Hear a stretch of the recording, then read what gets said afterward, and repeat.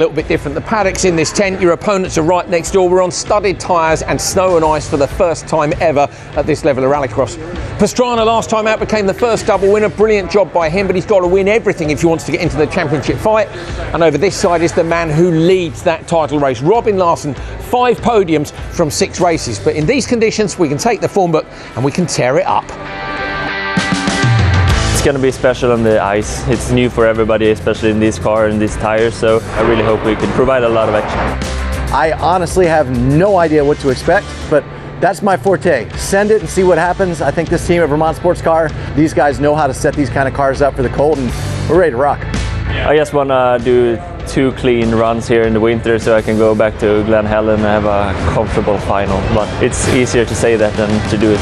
We have to win everything. I think we got a good shot at going 1-2, and we need to for the rest of this championship. We want to take home the win. The Ericsson brothers. We've been saying all season that we expect to see them up at the top of the timesheets. Ollie Ericsson has twice been the top qualifier, but so far hasn't managed to convert that into the win. Now they've got plenty of experience of driving on snow and ice. This man, Fraser McConnell from Jamaica, not so much, and we'll be hearing more from him over the course of the weekend. Now on the other hand, Chris Meek has got absolutely tons of experience driving in the forest on studded tyres, but even he is saying the challenge of this is completely different. Going on ice on these puppies, it's going to be a new experience, but something I'm excited for. I'm just so intrigued to see how these work. I'm used to a rally tyre. This looks a bit more Mad Max style, but I like it. I like the approach. Just excited. Can't wait to get out there. So that's it. The stage is set. Everybody here together in this tent. So if anything happens out on track, it's going to be fireworks in here. What happens this weekend is really important because, of course, the next round is also on these bad boys and on snow and ice, and the championship fight is on.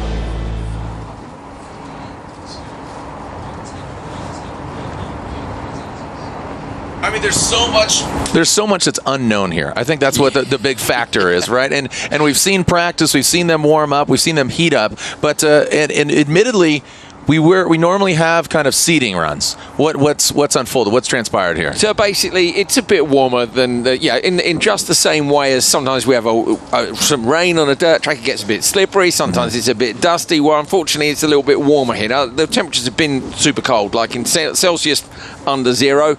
I've learnt a bit about Fahrenheit.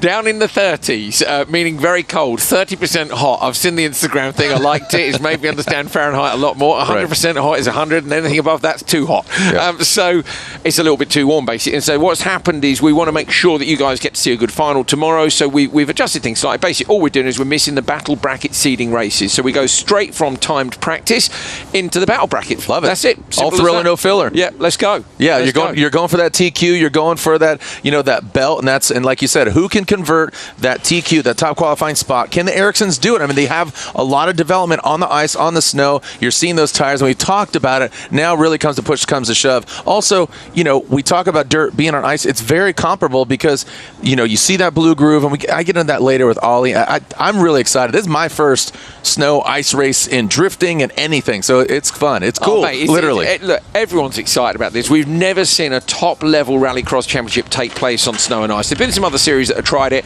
Yeah, it's a bespoke tyre on a bespoke track. We like to do things the Nitro way. Everything's just a little bit extra. We're remembering a legend this weekend as well. We'll have more for that of you, of course, during the course of the weekend. And I just can't wait to get going, really. Yeah, no, really exciting. So don't go anywhere. Nitro Rallycross here in Trois Rivières, a.k.a. 3 Rivers. We come back.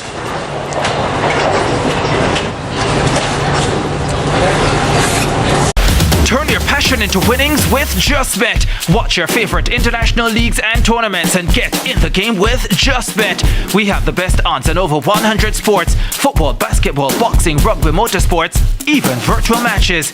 Register on the JustBet mobile platform, mobile.justbetja.com, or visit one of our over 100 JustBet locations island-wide. What are you waiting for? Get in the game and win big with JustBet. Engine was out, everything was out. The team was thrashing to get that car put back together with literally seconds to get Chris out on the track. The good news is they did, and actually he's standing by right over here. Chris, You've had an interesting day, to say the least, or maybe your team has had an interesting day. The temperatures are cold. They were sweating in here trying to get the car put back together. From your point of view, what was the story? Yeah, the first free practice session, unfortunately on the lap 1, I heard something from the gearbox on the gear change, and the gearbox let go. So yeah, missed all of free practice 1. We got the car back here and the guys had only like 45 minutes to change the gearbox, but in a normal competition car that should be possible, but here you have to take all the motors out, all the cables have to come out, subframe out. So it was a big job, and yeah, all credit to my team. They done an incredible job. I did get out in the next practice session, but like you say, they were sweating a little bit. As it relates to snow, you were comfortable in it. You've driven a lot within the snow and ice. What are the conditions like for you at this point of view? Yeah, I knew it was going to be tricky through these time practice sessions because obviously they prepare the ice as much as they can for the first group that goes out. So the guy who's first onto the road, Robin Larson, who's leading the championship, he gets the best ice. And then because I was late arriving to the grid, I started the last of the second group. So yeah, the ice is not as good, and it's really tricky to find a level playing field. Now, once we get into these battle bracks, it's head to head off the start line. So yeah, it's all equal. So I think it's going to be a battle of who can get the car away off the line. It's really tricky in this condition. The cars have so much power. Even with these aggressive tires, it can spin up. So it's going to be a challenge to see who can get away first. Whoever gets into that first corner is going to for sure have the best chance of. Interesting. Right off the line. Thank you for your time. We're going to continue on through the pits here. As you can see, Ali Bennett, his teammate, is actually out going up against Connor Martell. They are the only ones that happen to get out and drive before the quarterfinals. Meanwhile, you can see Travis Pastrana over here. That car is looking pretty good now. Earlier, it was in a bit of a different piece. Travis actually lost power steering before the jump, and he actually dislocated his thumb in free practice. Now, in talking with him after this, he's in good spirits. He says he's fine. And he's feeling like he wants to get out and race. Of course, you can see this livery. This is a tribute to honor Ken Block with that hashtag KB Forever. This was Ken Block's livery when he started with Subaru way back when in 2005. A real true honor, as Travis Pastrana has stepped up to be the one to run that livery. We'll see how Travis continues to do here later on in the weekend. Hopefully his thumb being in one good place. Andreas Backerud, on the other hand, you got a smile. Yeah. That's nice. Yeah. Okay, these conditions, you are from this land of snow and ice and wind and cold, so this is nothing new. Yeah, but I mean, like, if you come over here, like, seeing the 12 millimeter stud, 325 studs in a tire. Let's go take a look at those. I mean, it's crazy. You go here with these steel brushes and clean them off and like trying to search for some traction. I think it looks like bling. It is bling bling, you know. No, it's very different from what we're used to. Back home in Norway, Sweden, we're driving on the lakes, frozen lakes. We have loads of mileage, but never anything like this. I mean, like, it really fits the car, which, like, we have so much horsepower and so much torque, so we need a sturdy tire. But I've never seen anything like it, and it grips. Really? Yeah. Does it grip at all times on the track, or is it when it's just ice? No, when it's just ice. When you get in the fluffy stuff, you lost it. You know, I was in the time practice. I was like equal with Robin on the time. Last corner, I just like went 1 meter wide, ended up in a slush, didn't get any traction, lost 2 seconds, like boom. Yeah. Well, that's racing, and we know that. Thank you for your time. We'll be back with you here in a little bit, and as we continue down the paddock. Coley, Jared, the conversations around here, it's a lot of fun. There's a lot of smiles, which is extremely important. But of course, they haven't raced yet. They haven't gone down to head, and that's when we know those smiles, turn into maybe a little bit of a serious. Turn that smile upside down. You got to frown. That's right. So, frown per se, but you're totally right, because the unknown, that everybody's kind of like, all right, nobody's lost, nobody's won just yet. But I think the fans are going to win. What do you think, Coley? I think it's going to be. I think we're all going to win. It's going to be awesome. Well, only one person's going to win, but it's going to be awesome. The drivers have all been smiling, like Katie said, just so much. They're like yesterday, they came off after their first run. That's the best thing I've ever done. Yeah. So, that remains to be seen if it is for the rest of the weekend. But yeah. Well, Thank you so much, Well, Katie. I hope we all win. Yeah, for sure. Thank you, guys. Stay warm. We'll be chatting soon. Stay Thank warm. you. You're out there. We got our jackets on, but we're in a tent. She's out there kind of braving the conditions. But, you know, some of my friends and even the track workers here said, hey, I got this memory from 8 years ago that says it was minus 35 Celsius. It was minus 35 Celsius, which is insane. So as still hearing a little bit of Katie's banter over there, and she's, you know, perusing the pits. It's great insight, you know, and we talked about, you know, conditions, what's going on. We talk about this track, you know, it's very similar to dirt. I mean, all the courses we've seen, you know, from Sweden to Norway to, I mean, just, excuse me, we didn't go to Norway, but from UK at Lyden, the conditions change. Yeah, look, well, let's take a closer look at it now. You can see that was a bit of footage through turn 1. So they come down a long straight, which is up at the back of your screen here, and basically they're coming down that straight into turn 1. This is the jump, which is on kind of the return. It's all the way around the outside, a NASCAR style oval, so big turn 1, then a long straight, big turn 2. That then goes into a tightening series of sort of hairpins. This is a long right-hander, which is on the inside, and that's the corner yesterday during the first practice session, which blew my mind in terms of the amount of grip they had. And the drivers were saying they were just like, how hard can I turn in? They were just going faster and faster. I think Meek at one point did one lap where he was never less than 70% throttle for the whole lap, insane. And that's on snow and ice. So that gives you an idea about the amount of grip. It's enormous. And that's trusting your equipment, right? You know, trusting your equipment, trusting yourself, and it's going to get exciting. So we talk about all this, you know, background of being on ice, being on snow, but for the first time ever, we got this Jamaican first time on snow and ice, and Katie's with him now. Fraz. Yeah, we were talking earlier that some of these guys had grown up in snow and ice and cold, but this man, he has to have a little of that Jamaican bobsled version of life within him. Yeah, no, it's my first ice race, and so far it's going really good. Colder than, you know, I'm used to, so even indoors with all the heaters, I got my jacket on and suit zipped up and my hat on, but, you know, it's good vibes in the tent. All the teams are underneath this one tent, and yeah, looking forward to getting the racing going. He just was on the track for the first time in snow and ice last week in Finland. Good luck out there tonight. Guys, it's time to get to some racing.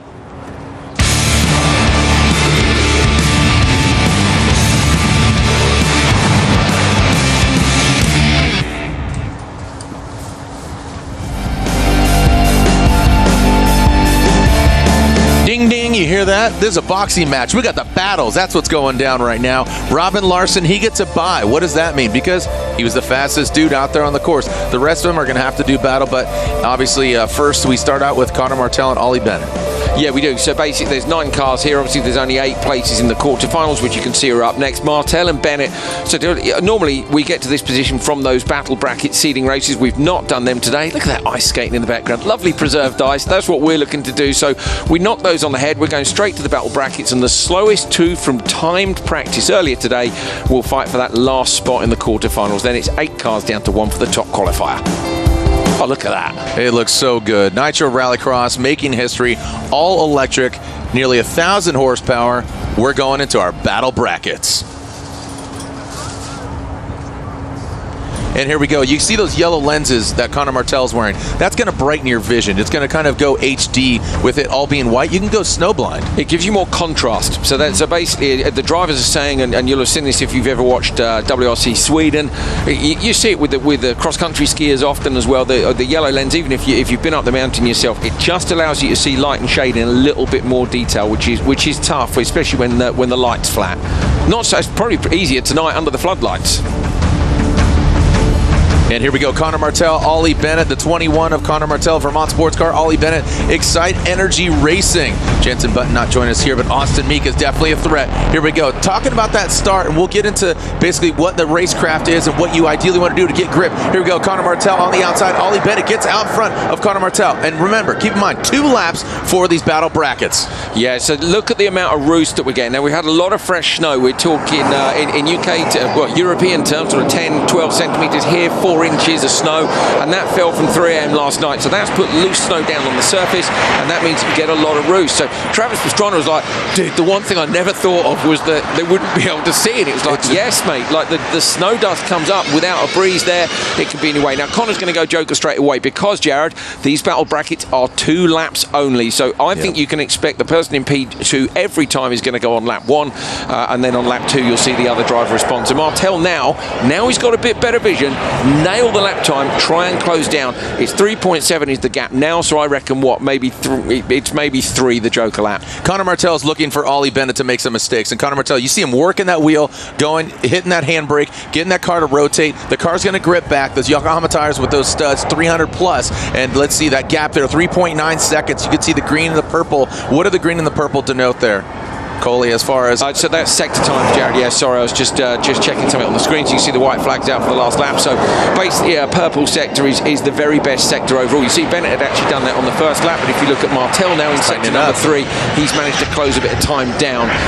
It's saying 3.8 on our timing screens at the moment, but he went a little bit quicker in that last sector. Ollie Bennett looked like he lost a little bit of speed there. He kind of checked up. Now Connor Martell's trying to go for the pass, as you can see Ollie Bennett going for the Yokohama Tire Joker lap, and Ollie Bennett holds on to it. Looks like Connor Martell might be shut out for the finals. Ollie Bennett kicks it sideways. Here we go. Who's going to get the win and move on to go against Robin Larson in the 8? Look at that fantastic onboard, Jared. Gives you an idea of how hard they're working the cars, but also the visibility in there. He's up so close, looks to the inside line of Bennett on the final corner. And there we go. You can see Ollie Bennett does hold on to the lead. Connor Martell nipping at his heels, but just not enough track left. With 2 laps, you really got to keep it tight and right. And Ollie Bennett was, oh man, looks like Connor Martell, what's that? And it looks like, yeah, there it is. Checkered flag right there, and there it is. So Ollie Bennett gets the victory. The finish line a little extended on the end there. So, and Ollie Bennett, Excite Energy Racing, gets the victory. Connor Martell is looking from the outside.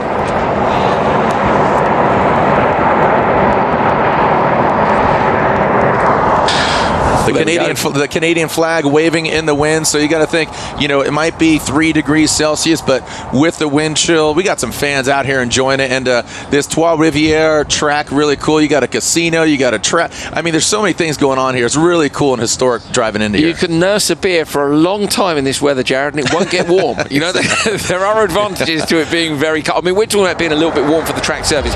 Don't get us wrong. It is still very, very cold here. Yeah. You know, it's below freezing point. It really is. Good drive by Bennett. Great drive by Bennett. Connor Martell was looking for him to make some mistakes, and Connor definitely, I don't know his total ice background and his snow background, definitely an accomplished driver.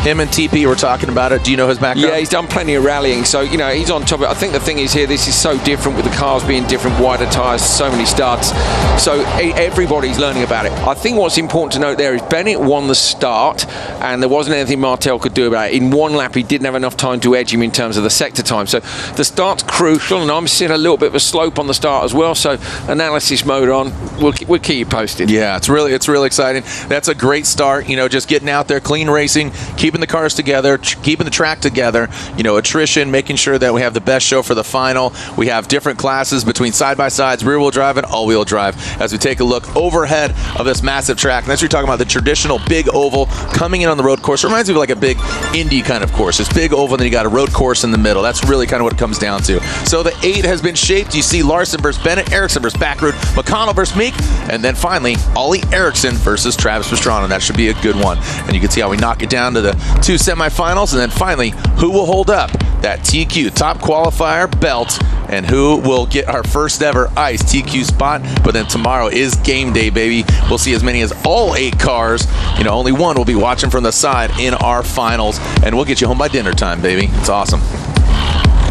Look at that track. Yeah, it looks fantastic. Got the baseball field over. Like I said, I mean, there's so many things going on here. And there's an ice hockey rink in the next building across. I've been here several times in the summer, and the ice hockey rink, we always used to park the golf carts because it was never frozen at that time of year. But we're not in there this time. It's frozen outside this time of year, so we're all good. But it really is spectacular. It's a horse trotting track, which is where the banking comes from around the outside. So all the cars are being tended to in stable blocks and stuff nearby. We've got a big tent for the Group E vehicles. We've got some support categories as well, Canadian side-by-side and Canadian rally, but it really is spectacular. I'm loving being under the lights again, like Phoenix on the Friday night, and of course we'll be racing during daylight hours tomorrow, so I'm interested to know whether, I think the yellow glasses might be better tomorrow, maybe on that infield that's in the shade, Jared, they're a little bit more useful, but it'll be allowing the drivers to pick out things like the ruts. I mean, you got to utilize everything. You really got to try it all right now, especially because, keep in mind, we have another snow round, and it's going to be even colder in Calgary. I mean, we're going to Alberta, Canada, and it's going to be, I mean, it could be as low as, 0 degrees Fahrenheit. Yeah, that's somebody looked it up, and they said -20 or something like that? Yeah, it is, yeah. That's going to be insane. crazy. Well, that was, of course, the venue for the 1988 Winter Olympics, which is where the Jamaican bobsleigh team were. And we're looking forward to seeing Fraser McConnell bring some ice action to Jamaica there as well. Yeah, all right. So as we're getting things prepped here, again, let's throw it down to Katie as it's cold, but things are still heating up in that Group E paddock.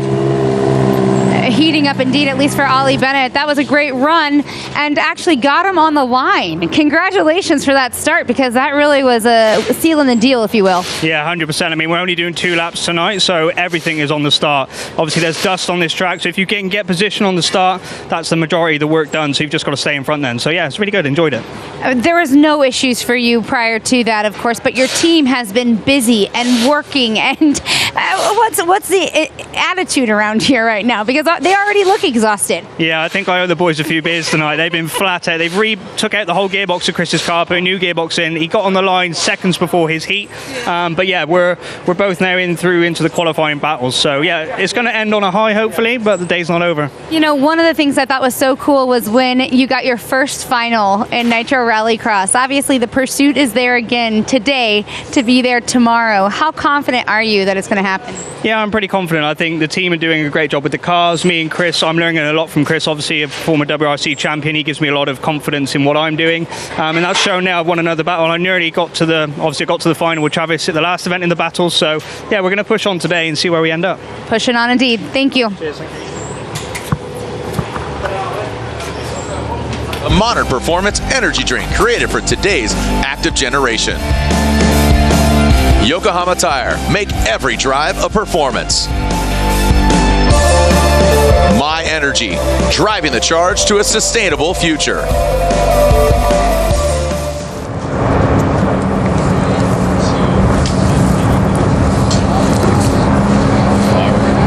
We're seeing our first battle there, and we're getting our first taste of another class, another variety here, but just getting that track prepped, and maybe tell them how they maintain this track, because you know we get water trucks, but we still have water trucks here, and kind of an interesting dynamic. We no Zamboni machine. Yeah, no, we could. I think we could do with one, to be honest. we water the dusty tracks to keep the dust down. Here we're watering the track actually to build the ice up. So over the last couple of weeks, they take out like the big water tanker and they run it round, and the banking really helps. So yesterday we were watching. After the first couple of runs, they ran the tanker around the top, and they literally open the taps, let the water run down the banking, and let it freeze. Ideally, you want about -15 Celsius. What's that? 0 Fahrenheit, roughly. If there's any weather people out there, sorry about that.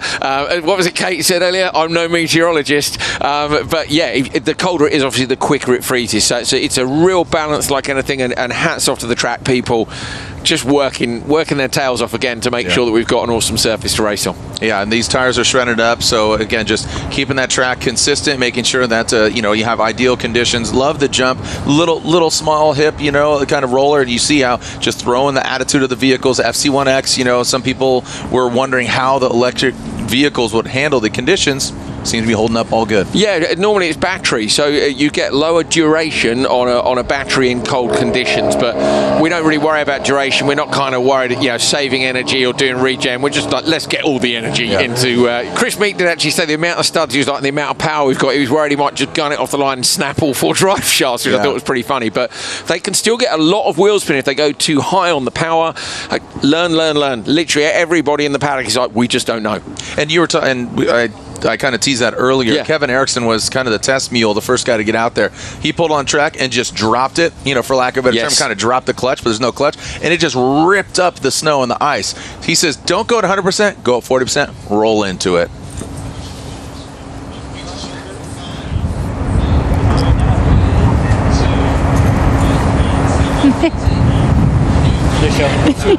Yeah, I know. It's been hiding. Like Ollie Erickson has. Nice to see you. It's good to be back. It's nice to be in. I feel like your weather and your temperature and your life, where you come from. Is this similar to it? Yeah, this is where the Swedes have half of the year. So I bet for you Californians it's a bit cold up here, but yeah. Yeah, our gear is very different. Yeah, I guess. I'm not wearing that much clothes either. I guess we have a different skin, or Scandinavians, but it's all fun. As it relates to the driving on these kinds of conditions, of course, some of us normal people who are not race car drivers think we can drive in the ice and the snow. Break it down for us as a driver, especially with these studs on the tires, what that real difference is. Yeah, it's a big difference because you need to get the studs to work. It's not only like you're depending on a surface grip that's always there.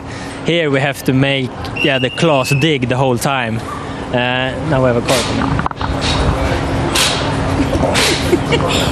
By the way, where we are right now in the pits, the cars are coming by us as we're having these interviews and conversations. And so it is one of those things where we're balancing and you can't hear these cars because they're electric. So, but yes, you're talking a little bit about making sure that the studs are working in the way they should be. Yeah, and at the same time, we don't have any grooves in these tires. So as soon as we hit some snow, we don't get the studs through the ice and we lose all the grip. So it's a fine balance, trying to read the track at the same time. And now in the dark today, it will be a bit tough. So yeah, the cars will skid a bit everywhere and we just have to be ready for it. So no advantage for the fact that you grew up in Sweden and this is like a simple driving style for you? Yeah, maybe it should be. So we shall see. Yeah, I saw the bet race. We were betted quite well. All of our Scandinavians were in the top there. So yeah, we see. I mean, the driving style is kind of similar to gravel anyways, where most people are used to by now. But yeah, it's all about reading how the snow affects the tires and how that affects the grips. That's the key. All right, we will see you a little later on. Thank you, Ollie. Gentlemen, Coley, I think I'm kind of curious if for you think that the Scandinavian skin, as Ollie just said, the Scandinavian skin will come out and actually be an advantage for those who kind of grew up on snow and ice and cold weather. What's your take? I think obviously anybody who's used to sliding around on snow and ice on a studded tyre in theory should be at an advantage, but the trouble is, as we've been saying, is just this is so different. So that the traditional rally tyre is a narrow tyre, has a lot of studs on it. The idea of the narrow tyre is it puts more weight in a smaller patch. So if you want to say, if you put all the studs together that are on the ground, it's about the size of a nickel or a pound coin. It's very little contact patch, and on a narrow tyre it pushes that hard down into the ground. This is a wide tyre, 325 studs, they're bolted through. It's 1,000 horsepower. There's a tyre on the right. Doesn't look much. I mean, it's like some sort of max device. Yeah. They won't drop studs like the rally tyres do when they overheat. They drop the studs out because these are actually drilled through. So they shave the carcass of the Yokohama off. You can see just on the shoulder, Jared, where the wet tread was. Drill it through. It's a pattern. So all the tyres are the same. They put the pattern on the outside. Then there's a liner on the inside to stop it leaking through. And yeah, they're a crazy bit of kit. The YMDs, Yokohamas of mass destruction. So and you know, I think Meek is one to watch too. Once his equipment gets tight. And another guy to watch is a gentleman that has all the fun when it comes to Nitro Rallycross. He's joined us the entire season. Always love hanging out with this dude. Always cooking up a good thing. Always cooking up a good time. Streetback Tommy, where are you at?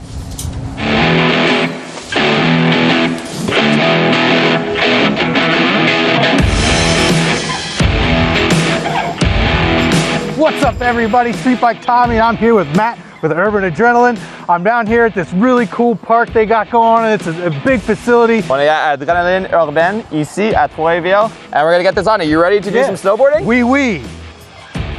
That's it. Let's go. Yeah. Lap loud. Hey.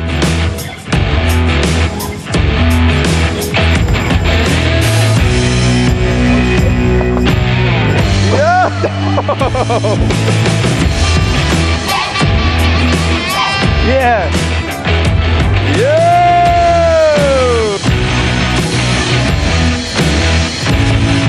That's the next step. He looks pretty cool. Look at the progression. Oh my God. I'm an athlete. So you just gotta grab the rope. He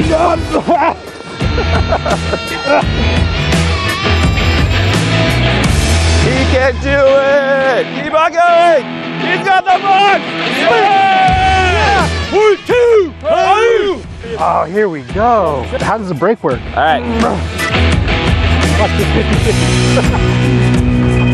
That's it. Tretinet. Dernier. Tretinet.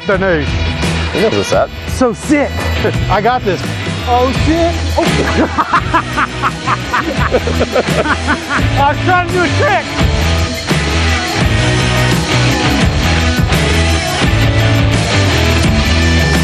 Well, thanks, Matt. That was super fun. I feel like I've run out my awesome. I'm gonna have a little rest. Thank you very much. Yeah, my pleasure, Tommy. Just hang out. Have a second. Oh, geez. I'm over this place.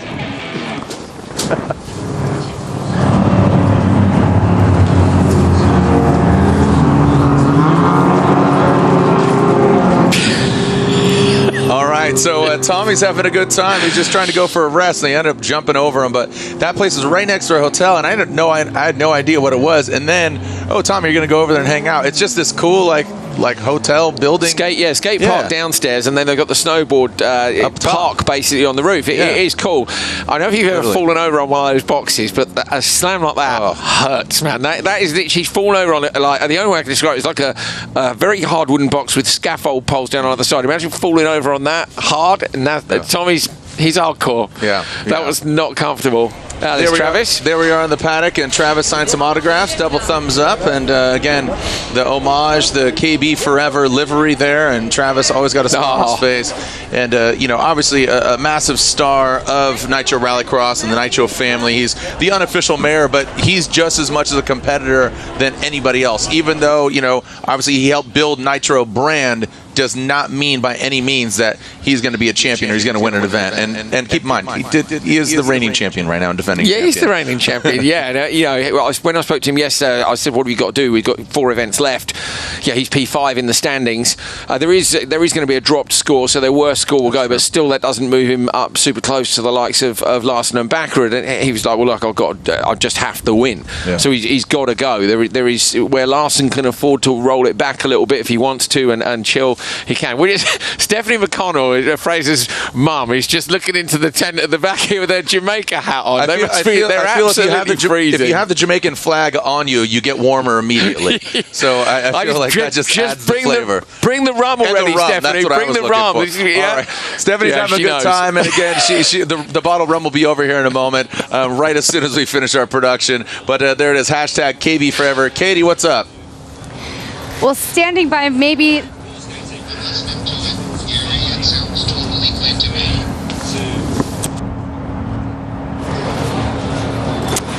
Standing by with maybe one of the most disappointed guys out here, even though one could say it's a lot of fun, is Connor Martel.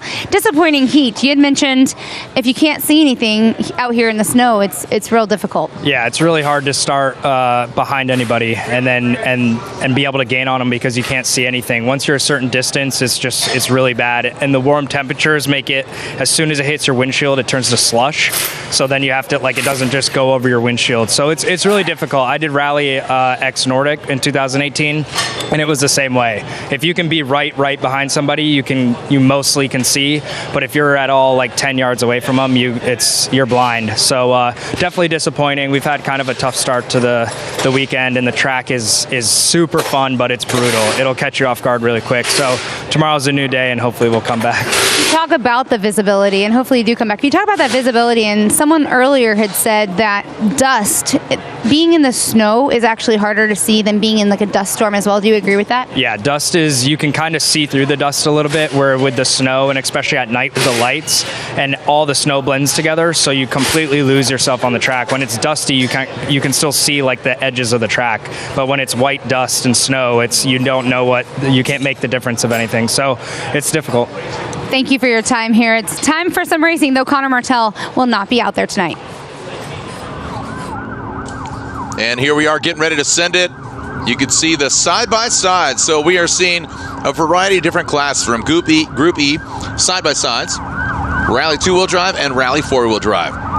Mark Meyer, you can see all the Canadian flags here. Mark Meyer, Bertrand Lambert, Greg Michaud, and a variety of drivers. Talking about them, Jacques Asselin, Mark Meyer. Go ahead. What do you got? Yeah, so Gregoire Michaud, just a reminder for everyone, Gregoire is taking part in the NRX side-by-side series. Yes. So this is separate. This is Canadian side-by-side. So we have off the line, and looking at the vehicles immediately, you'll see the different styles. So the one up front on pole, that's not even really a side-by-side, is because you sit next to each other. No, that's a solo. All the way around the outside, though, with an incredible pass. Looking forward to seeing if that happens in Group E. See the snow roost, imagine being further back in the pack. But Jared, this isn't one make. Like we have, you remember the celebrity class, they're all the same. Yeah, they're Can-Am. You go into a spec class, so with the Can-Ams, but here you got a variety. You can see the different machines, the different height, the different tires. So it's basically run what you brung. So you can see Michaud, who has a lot of experience. He's been racing in the Can-Am in, as you say, the celebrity, the spec class, whatever you want to call it. But Meyer sits in second, Lambert in third, and Michaud in fourth. Then it looks like Michaud slides up to second. So you got two Michauds out front. Villiard, Tifo, Tardif, and Morrison bring up the rear. And we just got a teaser of, you know, we talked to Connor Martel. He says, you can't drive, you can't see. Like you said, these things throw up a lot of dust. And keep in mind, a lot of them don't have windscreens. Yeah, they just have tear-offs, or they have the visors on their helmets. It is cold in there, I'm telling you that right now. You're getting showered in snow the whole time you're in the car. Look at the lead from Michaud, backing it in here. I say that the spec of these cars is massively different. So not only are they not all Can-Ams, we've got some Polaris, even a Yamaha out there as well. They're allowed to choose whatever tyres they want. Now, they're mostly going to run a knobbly tyre with a kind of a 4mm stud on it, so not like a rally stud. Look at the inputs again. One of my favourite things about side-by-sides is here you get to see, with the FC1, sometimes you don't see those inputs, but watch the front wheels. You particularly see it from the drone shot. Look at the amount of times that the steering angle's changing in one corner, and even on the straight. You're working these things all the while. There you go. Here you go. Look at this again. Look, back it in, get it straight, try and get the power down. And these tires are more traditional to what you would see Austin Meek or a stage rally car. You know, they're running leaner, narrower tires as opposed to a big, wide tire, kind of going with more of the track, more of a snowmobile as opposed to kind of a big tire that we're seeing on the Group E vehicle. Yeah, we've got three different types of tires out here. So these guys are all going to run what I would call a donut profile. So like it's a round tire. It doesn't really matter what angle the camber is at. You've got a similar contact patch the whole way through the corner. They're studded. The rally cars are going to run the sort of tire that you would have seen on Rally Sweden. So that's much more of the rally tire, which is with the knobble, but also with a 7mm stud on the top of it. Flashing lights on the back. That's actually really useful if you don't want to get rear-ended out on track, because you can see them out of roost there is, and that allows the driver in front to be able to see just about where you are and maybe pick your spot. Look at the difference as well, Jared, in light. We often talk about how when the sun's low, how tricky it is. Here they're coming right out into the brightness and then into the dark again. And you can see Michaud with so much dominance out there. Both, it looks like Guillaume Michaud and then Sergei Michaud. And I apologize if I butchered your name, but don't worry, man. It's all good. We're trying. Yeah, you know, there's no try, there's only do, right? As Yoda says. So we got the white flag out here, final lap, and Michaud out front. And it looks like the S Michaud. Yeah, so Serge Michaud in second, Gregoire Michaud out front. Now, one of the side-by-side guys said to me yesterday, you know what, it's Gregoire that we're expecting to take this. It's Gregoire who's at the top of the standings at the minute. Jared in side-by-side in NRX. It's a good performance so far. He's dominant out front. Remember, I say, not all of these cars are the same spec. One of the competitors out there actually only got his side-by-side in the summer. It's literally a standard one. He's put a tuned pipe and a tuned inlet on it, had a different map put on the engine, and he basically bought it for fun. He's come and done a couple of races here, and he's absolutely loving the chance to get out here with Nitro Rallycross, which is cool. All right, so it looks like the other Michaud dropped back all the way to sixth and has yet to hit that Joker lap, so might have some technical issues. But Meyer sits in second. There you go, Michaud hits it. So Meyer and Lambert sitting in second and third. Villiard Tufo sitting in the fifth. And I believe Jonathan Tufo, I'm familiar with the name. I hope that's Jonathan Tufo. He competes in drifting. Jonathan Tufo, I've announced his name in the drifting world. And just a dominant performance there by Michaud out front. And Meyer, look at that, 9 seconds behind. I mean, absolutely flexing on him.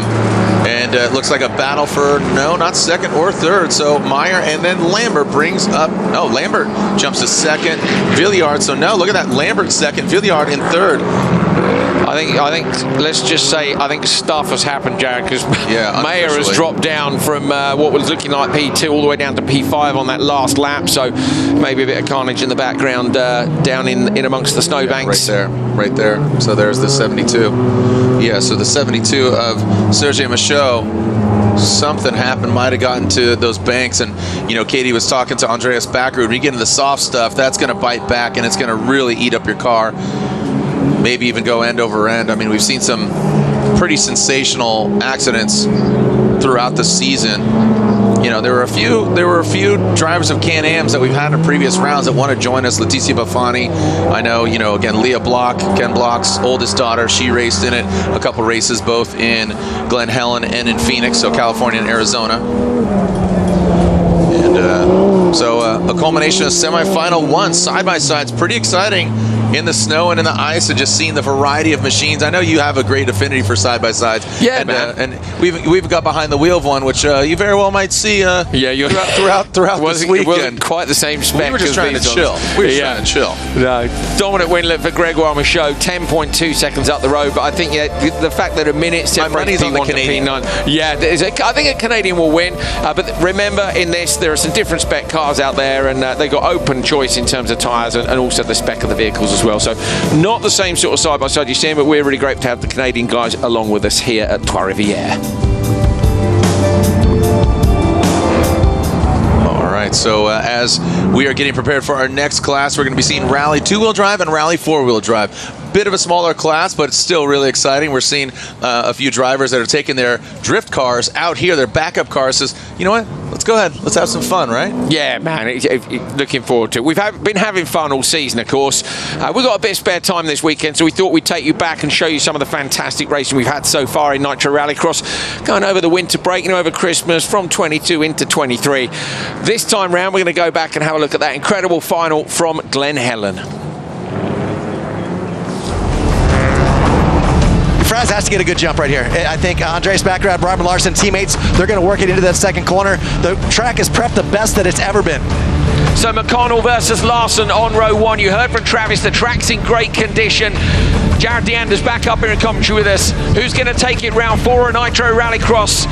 Will it be Fraser McConnell on the inside line with a good start? Can Larson hold on around the outside? Oh, it's a good start by Larson. Gets alongside McConnell immediately. McConnell going to try and run him wide. Backward. Larson's teammates right in there. They get straight into a line. McConnell going to go defensive up at turn 1. It's one of the Ericssons up in the P4 already sideways. In the background, I think Martel might have made it. Flings it into turn 1. It's an epic start by Fraser McConnell. That's how you start the race. Fraser McConnell comes out unscathed, and the RX Cartel, the DRRJC guys, they're getting into each other. Is that a smart move, Travis? No, but I tell you what, Larson, man, you saw Kevin Eriksson, lots of wheel spin over there. Ollie Bennett kind of getting up in there. This is a wild start, but Larson it's proving that he is a championship contender, and no matter what happens, he is getting it up and putting it in wherever he can. He is making the best of every single corner. Now, Larson didn't give up the win, Travis. You took some serious risks at ERX with a huge jump and managed to gap Larson. He knows he's got that big championship lead out front. He's not going to give that up yet, is he? Surely he'll have a few cracks at trying to get McConnell. No, you need the win, and McConnell needs this win more than anybody. McConnell's not going to do anything other than go wide open. Now, he's got to watch out. A lot of these guys are over jumping the jumps, and they're saying, oh, the tires are going off. Larson, Joker, straight away. So everyone's really fast, but Larson's going to come behind some of the other drivers, so he's going to have a little bit more in his windscreen. He's betting that he is the faster driver, and that's why he took the Joker so early. And you talked about the tires yesterday. You got to think this is the most amount of laps they're doing, so they're holding 3-4 laps, but now it's 6 laps. Can you hold the tires together? Absolutely, the tires are great. It's when you push too hard, you over jump a jump, you have to land sideways to get these heavy cars to maneuver. They have a lot of horsepower, but if you jump too far, you pitch in like Fraz is doing, you're taking risks when you hit You're flirting with it. Oh, yeah. Larson's Joker was perfectly timed. He's also covered off Kevin Eriksson. So Eriksson, Bennett and Martel went Joker very early on, and Larson's covered him off. So at 5.9 back, Robin Larson is just about within reach of McConnell. Jared, we know that split is about 6 seconds. Larson right on the inside, not taking any chances with the tires. He is doing everything perfect, but Fraz is flying. The flying Jamaican. Look at the A-Shock Energy vehicle out front. He's got that clean air. Look at how much, you're seeing a lot of dirt in Baccarat's face, and he's navigating through it. But again, taking that Joker lap, Larson, is that going to pay off? Larson's taking another 10th out of McConnell, so watch out for the yellow-colored RX Cartel machine for DRRJC. Giving Larson everything he can handle. Those guys are battling back and forth back there. That is going to hurt Larson, but Larson doesn't have anyone in front of him. He's got clear vision. That is huge. You look at all the windscreens. Some of these guys can't see anything heading into the sun. He's all over the back of him. He's right. He's all over the back. You're on board with Larson now. What you can't see is behind how close Kevin Eriksson is. So if Kevin Eriksson can slow Larson down, and indeed the gap's gone up to 6.1, so Eriksson interfering with Larson is slowing him down 0.3 of a second. Now Fraz, 5 have gone towards Fraz. He's not slowing him down. Fraz is just flat flying. He is ripping. I mean, he's throwing it sideways over that A-Shock Energy gap jump. It's all about Larson. Larson's being held up by Eriksson behind him. It was down to 4.8, and the pressure Kevin's putting on has gone up to 6.4. I agree, but it's not Larson or Kevin. It's the fact that those two. Baccarat was the fastest here last year, and definitely the Jamaican out front, Fraz McConnell. He is on fire right now. They are ripping. All right, so Fraser McConnell, and then you see Backaroo there in second. Do you think he's kind of waiting for strategy-wise, or he's just trying to get up to him, and Fraz just pulling away? No, Backaroo's doing everything that he possibly can to get fastest lap. Yeah, fastest lap of the day. He is on it too. Oliver Eriksson been fastest in a lot of these practice sessions.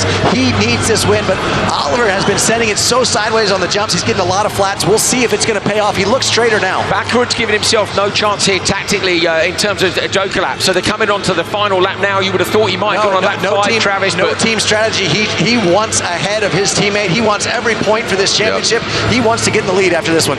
I mean, there's a lot of races still left. Here we are, round 4 of the championship. There's still plenty of rounds left. So you got to think, are you thinking championship? You're trying to win, and Fraser McConnell trying to make it a perfect event. He wins the TQ yesterday, his first ever, and now here he is leading the pack. 1 lap left to go, and the white flag is out. Fraser McConnell, can the A-Shock Jamaican pilot do it? Get a top go 3 joker. And the next 3, and they are all almost identical. Fraz looking really good, and actually, I mean, as happy as Fraz gets, it's really slick coming into here. This is a big one. So watch for the inside. Watch for the merge. Wait for Larson to come over the gap jump. This is going to be for the win. Larson on the inside line.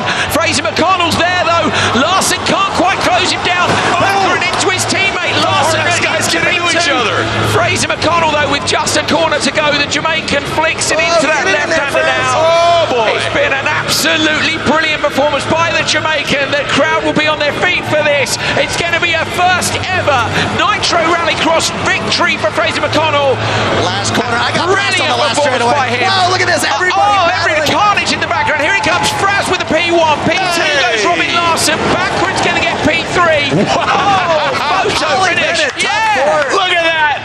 Yes. The emotions run deep for the 35. Fraser McConnell gets his first ever win. It's a perfect event, baby. He gets EQ, he gets the pole, and he gets the win from start to finish. Fraz puts it together for Jamaica. Yes. Look how much it means. Dude, look at that. Well, my man Jared's got to get himself some hand warmers. I've got some already. It's pretty cold in here, but we're all good. We're getting ready for some decent hot action on track at least.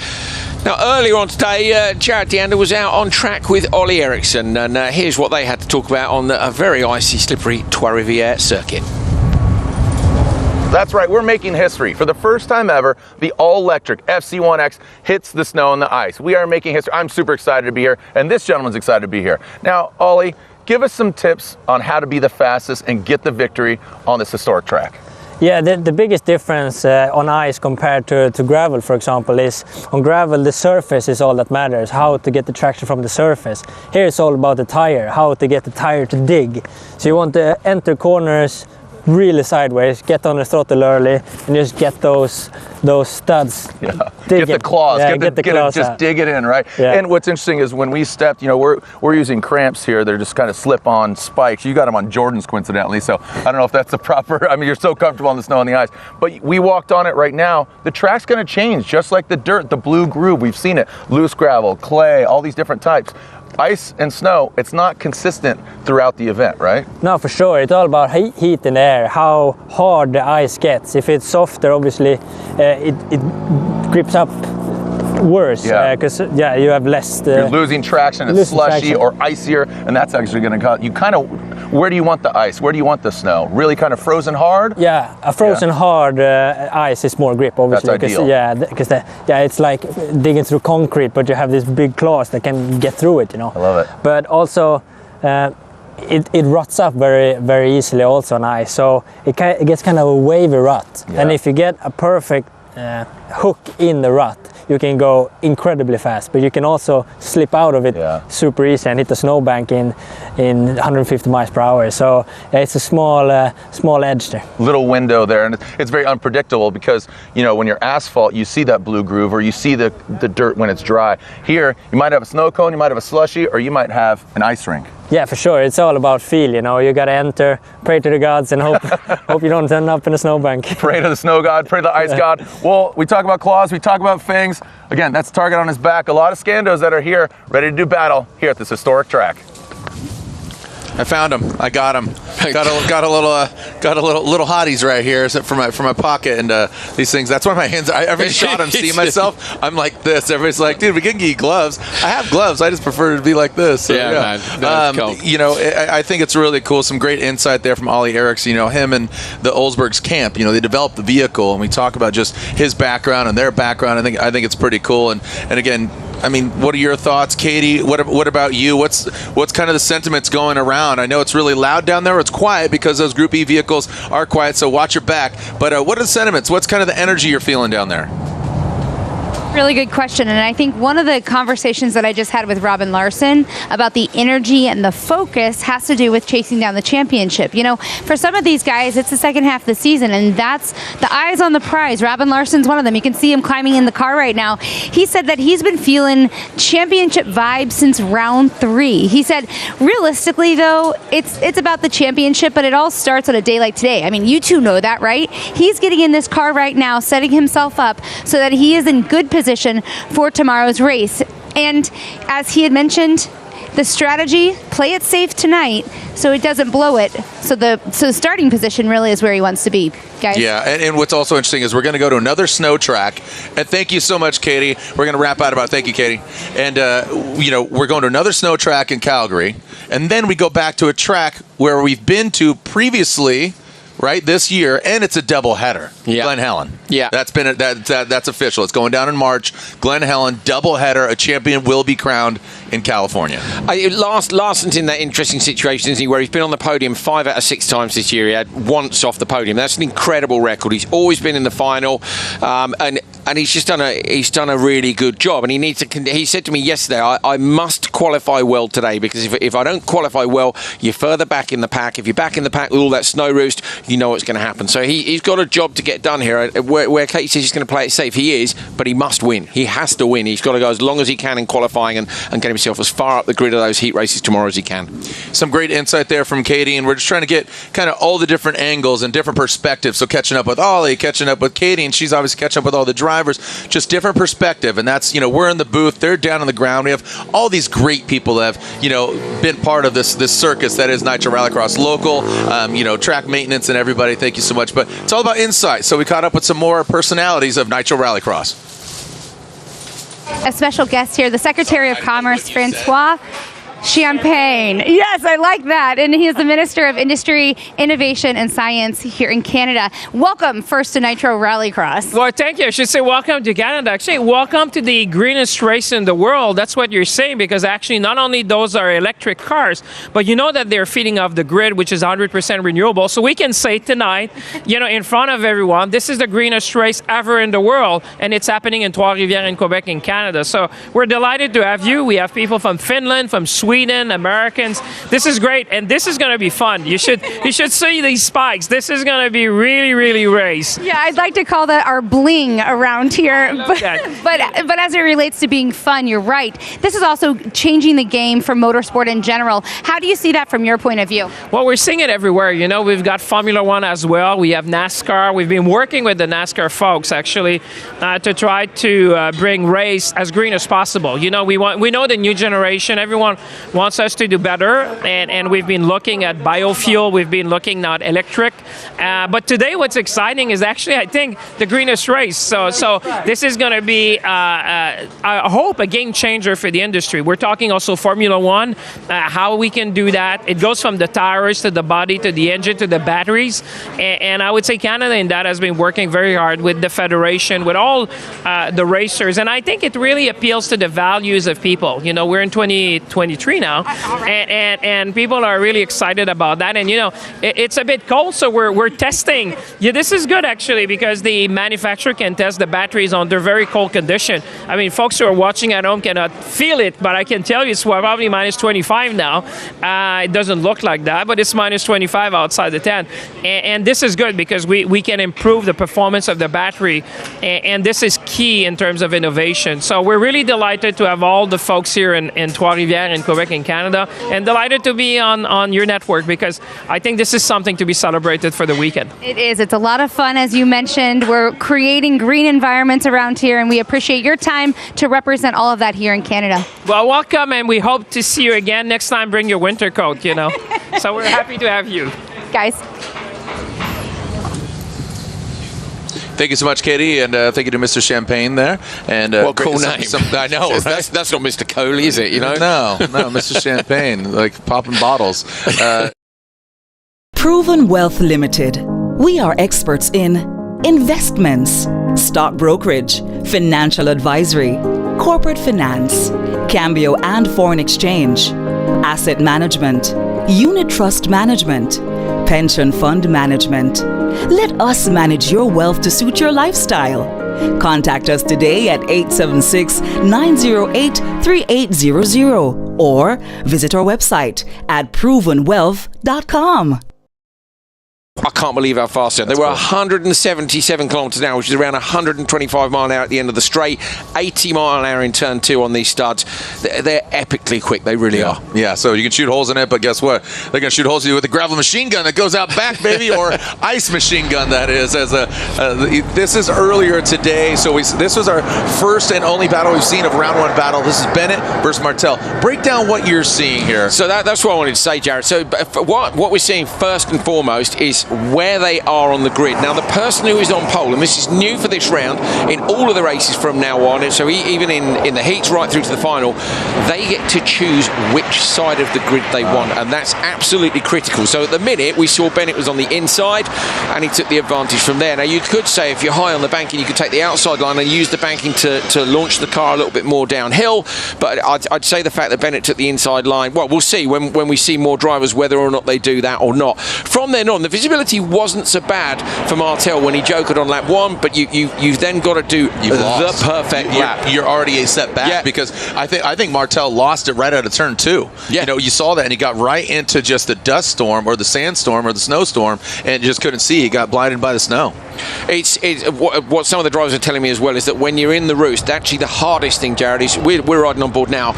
Imagine being in the roost and then trying to pick out where that snowbank is on the inside and the outside. It's really hard to know how wide the car is and whether or not you're going to touch that inside line. That's the back straight. So at this point, Bennett's got a lap to go, and he knows he's going to be heading into his joker. This is up at turn 3. So now you're coming to the inside portion of the track. The bump that dip. Little dip, that little dip over there. Now coming into turn 7, right? No, that's 4, and then into joker. So he goes joker outside. So here he's in the joker. But watch Bennett. Particularly watch Bennett on this next right-hander. He lifts early, gets the car in early, and he doesn't allow it to run wide because Martel's got a run on him coming into there. Gets a little bit squirrely over the tabletop. They can fly the tabletop further, but you want to butter the landing. You don't want to land to flat. Then you get the car all squirrely on the braking zone up into turn 7. So this is into that left-handed hairpin. And I'll be completely honest, I thought the finish was here because that's where the start was. First time in the race. You got to go all the way around. You got to go all the way around. So turn 8, and now you're going to finish it out, and you finish it on the other side of the track. So the start is not the finish. The finish is on the fan side, basically, where all the grandstands are. Opposite the start. So you have another big left sweeper before you actually hit the finish line in front of the fans. There's a lot to navigate there, and we're talking about, two-wheel drive and all-wheel drive class. They don't have co-pilots. They don't have navigators. Not really needed, not really necessary, but overall a very interesting track, and I was explaining the track to Katie earlier. It starts big and then it tightens up because you got that big turn 1, 2, and then it tightens up, and then you got that turn 5, that little kink coming to that joker lap. It's going to get treacherous when it comes to more cars on track. Before we had the snowfall, it was really sheet fresh ice, like it was like a mirror. And what happens is the studs dig into that really nicely, really hard. And so what we were figuring is that online, where the braking zone was going to cut up with the studs, you might actually find that, say, inside offline, the grip levels are up. So if it's super slippery, you might have been able to dive up the inside and go in. Now the snowfall has kind of evened that out a little bit, and it remains to be seen what happens as the track develops, because again, we've never done this before. Yeah, exactly. All right, well, we're talking about the course, we're talking about the track, and we'll throw it down to the pits once again with Katie. Well, and I'll talk about the drivers who just left the track. It's Kevin Eriksson and Andreas Backrud. Andreas sitting second in the championship right now. I asked him what is his thoughts about Kevin Eriksson going to battle. He said he's a stable driver. He's won loads. And honestly, if he could pick a teammate out of everybody, he said he'd pick Kevin Eriksson because he can fix a car when he crashes it. Interesting thoughts, huh? Yeah, great perspective there. Just the insight on that Kevin has, and he missed a race. And Coley brought up a great point. We're talking about championships, and you can drop your worst finish of the season. And Kevin Eriksson, we did not see him. He had a very unfortunate event and circumstance with getting hit by the vehicle. So that was definitely a bummer there. But we saw it. He admitted on social media. There was a family incident there, and they were working so super late to get all the cars ready. And he missed a round. But that's going to put him a little bit closer in terms of the championship points. Jared, look at the grid here. So we're looking at the Canadian Rally class. We'll talk to you a bit more about the spec of the cars, but the outside line's kind of high and flat. The inside line is low and sloped. Slight bang. But we've seen in Group E that lower line was a little bit quicker. The nitro lights are coming on in the background now. We're about to get this Canadian Rally class underway. This is the four-wheel drive class. What's that say in French? I'm not sure. Right, we'll we did some translating earlier. Inside line again, Jared. Now, admittedly, that spec of car is higher than the Group N car, which was on the outside. This is open class for Canadian Rally. So we have our Canadian Rally champion taking part here. We've got two Maillots out on track. It's father and son. The son is the Canadian Rally champion, and they're in some pretty spec cars, either the flat four or the Subaru down the back straight. 2.5 litre, 34mm restrictor, turbocharged, as you would expect from the Subaru flat four, and sequential gearboxes in 3 out of these 4 vehicles. Yeah, essentially stage rally cars that have been adapted to, doing this tighter, more short course stuff. And I think it's really cool. And we'll see in two-wheel drive drift cars out there. So everybody's saying, you know what? If I got an opportunity to drive at Trois Rivières, real quick, I know you're going to point out that cone there. Yep. So I know you will. So just let me talk. No, carry on, mate. Yeah. So basically, adaptation, taking your driving skill. If I could drive Trois Rivières next to Travis Pastrana, okay, hold my beer. Let's go. Let's have a good time. Oh, they're up for it. What's the cone about? No, they're up for it. The other thing is, Jared, of course, they've actually got a rally in 3 weeks' time. So none of these. They're going to be a little bit more careful. Rallycross drivers tend to be a little bit more, how should we say, assertive in terms of cornering and passing. Whereas rally drivers, these guys will probably look after the car a bit more, simply because they're doing the first or an early round of the Canadian Rally Championship literally in 3 weeks' time. But yeah, the cones. So you might be wondering why the cones are out there. That is to keep the support categories off the apexes. This is all about preserving the ice. I say it's the first time we've done this, so you have to understand everybody's trying to get done. Here it is. So you push them a little bit wide, and that stops them chewing the apex up too much. Now, what Maillot did out in front was basically nailed a bunch of cones in the left-hander that's inside the Joker lap. Normally that would be an immediate penalty. I think if you just brushed it, they'd let you off, but he mowed them down. He punted it. Yeah, he punted it. The laces out. I wonder. There are no messages on the timing screen yet. I mean, maybe we'll just let the Canadian Rally guys get on with it, Jared. But yeah, I would have to think just with this class, we're not splitting hairs here. This is a good supporter series. It's good to see the variety of cars because, again, here's your combustion engines. By no means are these supercars of what we saw last year, the Subarus, but this is a feeder series, and it's really good to celebrate and see. Hey, this is something that's attainable. This seems fun. So if this class grows more, maybe we see more cars. As we see the 54 there, and it looks like that is the other Maillot. Yeah, the other Maillot here with Jay Maillot, and that being Joel. So Joel Maillot coming to a halt there on course.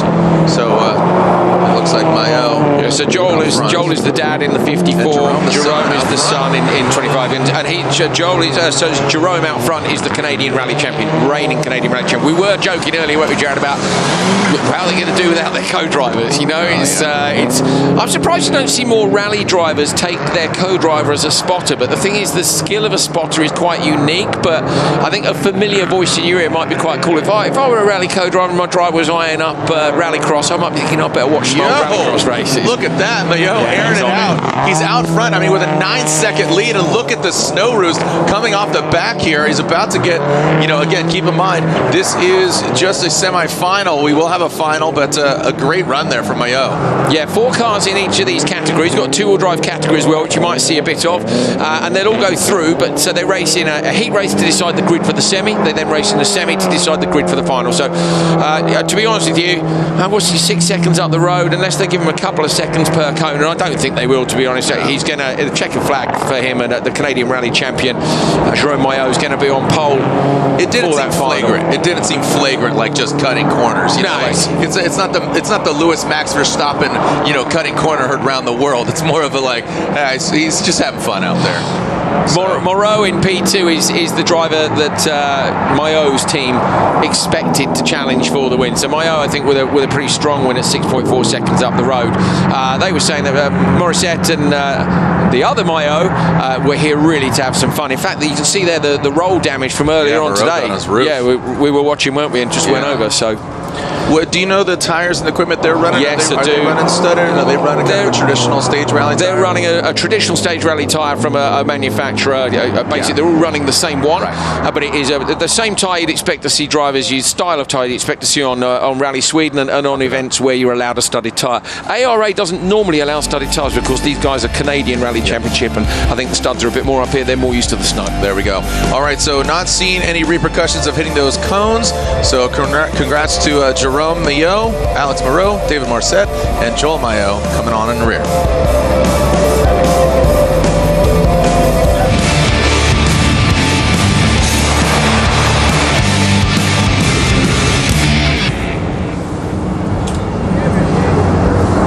And here we go. We are going racing. Up next will be Group E. As our four-wheel drive vehicles are pulling off our feeder series, we're going to get to our all-electric bracket battles. We have our 8 drivers staged and ready to go. We saw one battle previously. That was Connor Martell and Ollie Bennett. Ollie Bennett came out on top.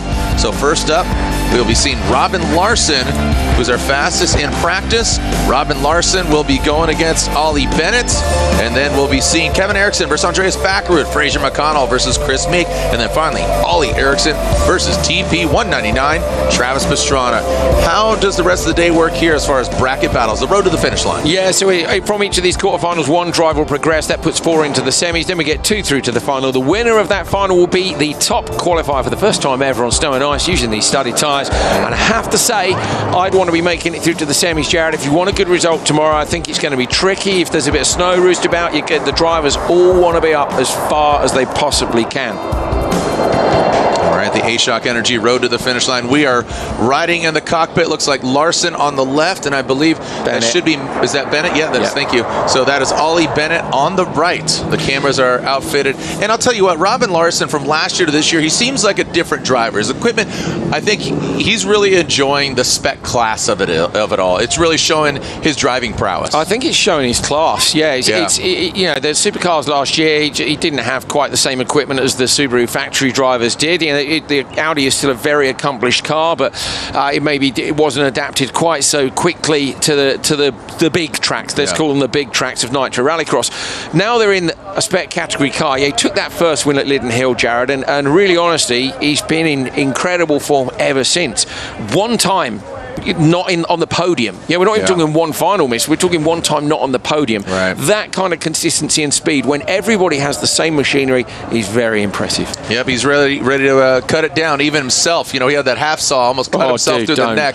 I had to reference it, man. Yes, such a great scary. It was absolutely scary. So we are getting ready to do our bracket battle here. Ollie Bennett and Robin Larson. So Larson, as the fastest driver in time practice earlier, gets to choose his grid position here. Remember, the pole man, the faster of the qualifiers, gets to choose which side they go. Note that he's gone low. So he's gone on the right-hand side of your screen, the left-hand side of the grid if you're sitting in the car. That's where Bennett went, and he won the start against Martell, Jared. So we're keeping a close eye here on which side of the grid produces the best start. And for the other races coming up, Kevin Eriksson, Fraser McConnell, and Oliver Eriksson will be the drivers who get to choose that grid position. So just how critical is that? Yeah, I think that's going to play a major role, as we just saw in the one and only Ollie Bennett and Connor Martell. So taking that lower line, maybe roosting your partner or your competitor and getting the snow in their face, and watch how they get out of the hole, how they're going to launch, how they're going to send it out of the gate. You know, and we talked about Kevin Eriksson on the first maiden voyage of hitting the ice, hitting the snow. He dropped the clutch, metaphorically, but just hammered down in the all-electric vehicle, and it created just a sand blaster or snow blaster machine out back. So I'm interested to see how they roll out, and especially with Larson having the fastest time so far. Yeah, Kevin Eriksson was saying to me, you don't want any wheel spin. So normally you have a degree of wheel spin. You don't want the car to bog. You know, if you've gone too low on the settings, obviously it's different settings with electric than it was with turbo internal combustion. So you have these different settings which are actually displayed up on the dash there, and that gives you your launch away. But you don't want to get any wheel spin. If you do, you have to come out of the throttle, let the car almost get the spikes back in the ground and go again. And here we go. We are ready to send it for our first battle here in the Grade 8. Robin Larson, number 4, our current points leader, going against Ollie Bennett, who just fought to get into this position. Robin Larson in that DRR JC Dryer Reinbold Racing JC RX Cartel leading the pack with Andreas Backrud sitting at second. 32nd card is up. Ollie Bennett, Excite, Focus Energy, My Energy, number 42, who's coming out on top. You see that KB Forever stickers on the vehicles on the side. Nitro Rallycross announcing that they are retiring the 43 number in Nitro Rallycross and the championship. Here we go. Who's going to get the whole shot? Who's coming out on top? Let's send it for our first battle. NITRO, let's go. Robin Larson comes out of the gate. You see him roll out of it. Now Ollie Bennett, look, he is wheel to wheel, and you don't want to go wheel to wheel. Ollie Bennett pushes away on the inside. Robin Larson pushes back. Ollie Bennett says no. Look at that, just shut the door. Look at carbon fiber wheel to wheel, and with all those 300 treads on those Yokohama tires, you do not want to see tread versus tread. Man, coming out of the gate, that was a brutal one. Far too much wheel spin on the inside, Jared. You could see immediately that Larson got on the gas. Basically, all 4 wheels lit up. Oh, Bennett gets nudged out in the wall. Was he nudged out or he get nudged back? Bit of contact. Yeah. I mean, we were inside Ollie Bennett's car. You saw him kind of nose in. I want to go kind of the high and wide and see what really transpired. You got to keep in mind, guys, this is just bracket battles, the first one to 8. You got to go to semifinals, you got to go to finals, and you got to go to the finals tomorrow. I loved seeing Bennett try to go around the outside. Of course, the problem with going around the outside in turn 1 is you're on the outside of the straight. You then got to go around the outside again in turn 2. So it's a long way to make that play come off. But Bennett nearly got enough with the slightly slower start. That doesn't make any sense when you say it like that, but without the wheel spin is what we mean. So you can dial into these cars, exactly. Jared. We both did dialing the knobs, and Travis talks about that when he was up here, joined us a long time. He was talking about dialing in and what the numbers are, what's the proper setting, so you don't fully torque the thing out. You have that nice modern horsepower and get out of the hole smoothly. Yeah, let's just give you a couple of basic ones. So you can choose what gear you want to start in, 1, 2, or 3. Some of the drivers are saying they're going to start in 3rd gear because they don't want the wheel spin. Then you've got settings 1 to 10.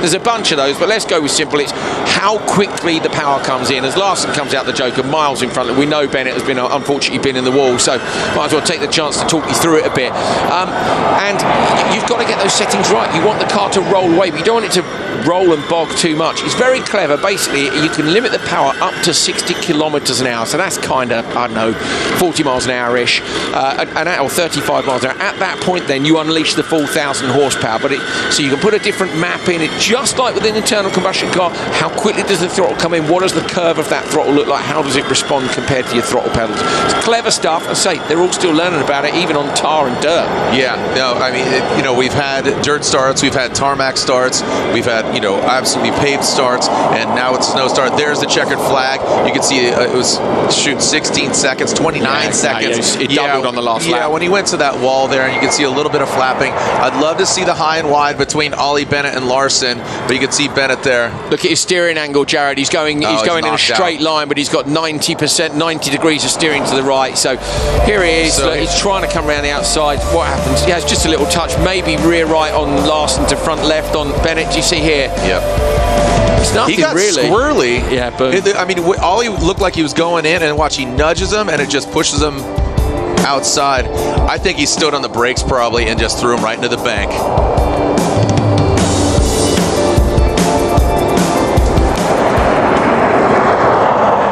Robin Larson continues his success. He gets the victory and will advance on, the fastest in practice. And he goes against Ollie Bennett, who have already fought against Connor Martel. Unfortunately, finds his way into the bank. And I'm not talking about the cash money bank. I'm talking about the snow bank. So he's basically cashing his FC1X. People talk about robbing the bank. Unfortunately, the bank robbed Ollie there. Robin robbed him. Well, yeah, going into the bank, and then there's a bunch of puns. Leave the dad jokes to me, okay? All right. So Robin Larson will continue continue on. He moves on to the semifinals. We'll see who he goes against. Will it be either Kevin Eriksson or his teammate Andreas Backerud, another DRR JC vehicle, or Mr. Kevin Eriksson, who, again, unfortunately, we did not see him at run 1 or 2, but then eventually we saw him, and he is definitely a pilot, one to watch. I think he is a threat if the vehicle's up to snuff and he's feeling good. I think Eriksson could twist the screws on old Andreas Backerud Snackerud. Yeah, absolutely. Either of the Erikssons can get it done. Can't say Ollie has taken 2 TQs, hasn't quite managed to convert that so far. That, I think, is that last on the right side? No, that's Backerud. That's Backerud the 13. Yes, it is. That is Andreas Backerud the 13. Snackerud, saw him just last week at Ken Block's Celebration of Life. Had some great words. There's Kevin Eriksson, who's still hobbling around a little bit from his accident. I saw that. He doesn't have his crutch, but he's saying just with the cold weather has to hamper that. And he even did fall on the ice because both him and his brother are wearing Jordans around here. I said, dude, I get it. You're from Sweden. Doesn't mean you can walk on snow and walk on water, frozen water that is. Slipped and hurt himself even a little bit more. This is what you need. Yeah. These are the bad boys. Yeah. It's not cool. We don't care. Yeah. That's a studded, that's as simple as it is, rubber thing that you just chuck over your normal shoes. There was a brilliant Instagram story from Kevin at the top of the banking, and Ollie was just going like arms like this. Literally, he slid the whole way down the banking to the bottom, and then was stuck at the bottom and literally couldn't come back up. It was sheet ice. So great stuff. Yeah, you've got to have studs in your shoes. These guys have got to have studs on there, and going to see who gets away quickest. Is it going to be that inside line again? Well, you know what they call that when you start slipping, right? You go like this, or you go off snowboard jump. That's called rolling up the windows. Yeah, So you start rolling up the windows, and then it just went straight down. It was so good, dude. Yeah. It was all the way down to the bottom. All right, so here we go. There are the drivers. One from Norway, one from Sweden. Andreas Backerud, DRR JC RX Cartel vehicle. The number 13 going against Kevin Eriksson. He's got the number of Jordan, number 23. Hence probably the shoes, hence the kicks. And here we go. So Kevin Eriksson chooses that inside line like we saw from Robin Larson. I wouldn't say it eventually paid off for him because, Ollie, I would say, kind of took himself out in that scenario, but we are just moments away to seeing these guys send it. There we go. Look at Backerud spin him, but gets way out ahead of Kevin Eriksson. Now he dives in. Wow, Backerud, a great start. So Backerud has the advantage of having had Larson go just before him. His teammate has been out there and will almost certainly have been on the radio and said, dude, 10 was way too much, go 7, whatever it was they chose. He was on that outside line, but he made it work where Bennett couldn't quite make it work. Got to turn 1 first. That's the first time we've seen the outside line work. That's cool for me because that now means other people are going to be going, oh man, which side of the grid should we be on? I didn't want a situation where maybe only one side of the grid works, and I think it's proved that it's as much about start settings as it is about grid position. Look at how much powder is being thrown up around those apexes, those turns, especially there coming into that one corner right before. We're talking about that number 4. That gets really tight. You see how thick that snow is? That's going to slow you down because, you got to think about the sidewall of the tire, the snow getting in the wheels, the snow getting to the side of the door. That's going to slow them down quite a bit, and that's going to bunch up a lot of drivers, especially when you see more than 2. You're seeing Backerud's speed on his wheel there. When we were on board with him, you could actually read the speeds. Obviously, it's not always accurate because with the wheel spin, you don't necessarily get an accurate reading. And I must say, it's in kilometres an hour. So here we go. Look, through the long right-hander, onto the straight now. 120, 130, 140, 150 at the end of the straight. Now, yesterday it was 177. So that gives you an idea of how the grip level has come down a bit in the banking on turn 1, which leads up. Watch through here. This is turn 3 where it tightens in. Oh, over the crest, hits the wall on the inside, but holding on tight. He's got to nail this because Kevin Eriksson behind. 4.1 should be enough, but he's got to get his joker right. And what's also really interesting here is look at Backerud goes into the Yokohama Tire joker lap. Can Kevin Eriksson get him? No, it looks like Andreas Backerud narrowly gets him by a car length. And we saw Backerud when he was going, watch that big turn number 1. He was fighting that wheel. You think in the dirt, kind of just set it and forget it like you're drifting. No, the car's going to kick back because you got ruts. You have all the different kind of elevation changes of that snow. Look at Kevin Eriksson's not giving up. He's going to try to get him in one more corner because, again, finish line's on that far side. There's still some track left. Trying to come all the way around the outside. Those ruts are building up, Jared, you're right, and there will be a point at which the drivers have to stay in there, but Backerud going to come through that long left-hander, take the checker flag. Despite Eriksson's purple sectors on the last lap, it wasn't enough to close him down. Joker lap, 3.2 seconds. We've seen twice now is the difference between them, so that's the number to keep in your head, whether or not it's enough. Yeah, the delta. Nicely done. Delta, baby. Yeah, nice. Yep. All right, Andreas Backerud looks like he gets the victory, comes out on top, and look at that little fist pump from the boy in blue. Next He's opponent, his Larson. teammate, Yep, RX Cartel. They'll be annoyed about that. I mean, obviously, they would have known looking at this if they both got the result that they were going to come up against each other. They'd rather go against each other than not, I guess is the case. But here it is, that Yokohama Tire Joker lap. As you said, 3.2 seconds on that delta. So Kevin Eriksson would have had to have been 3.3 seconds in order to get in front of Andreas Backrud. Not the case. Yeah, and he went in basically 3.9 back, and he came out 0.6 back. So we know that's around the 3.2. And I say Bennett, when it was the same with Martel, that was the exact same difference.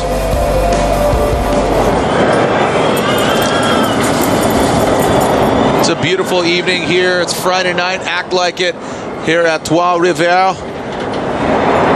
And as we are up in the booth, let's throw it down to Katie. Katie, what's cooking?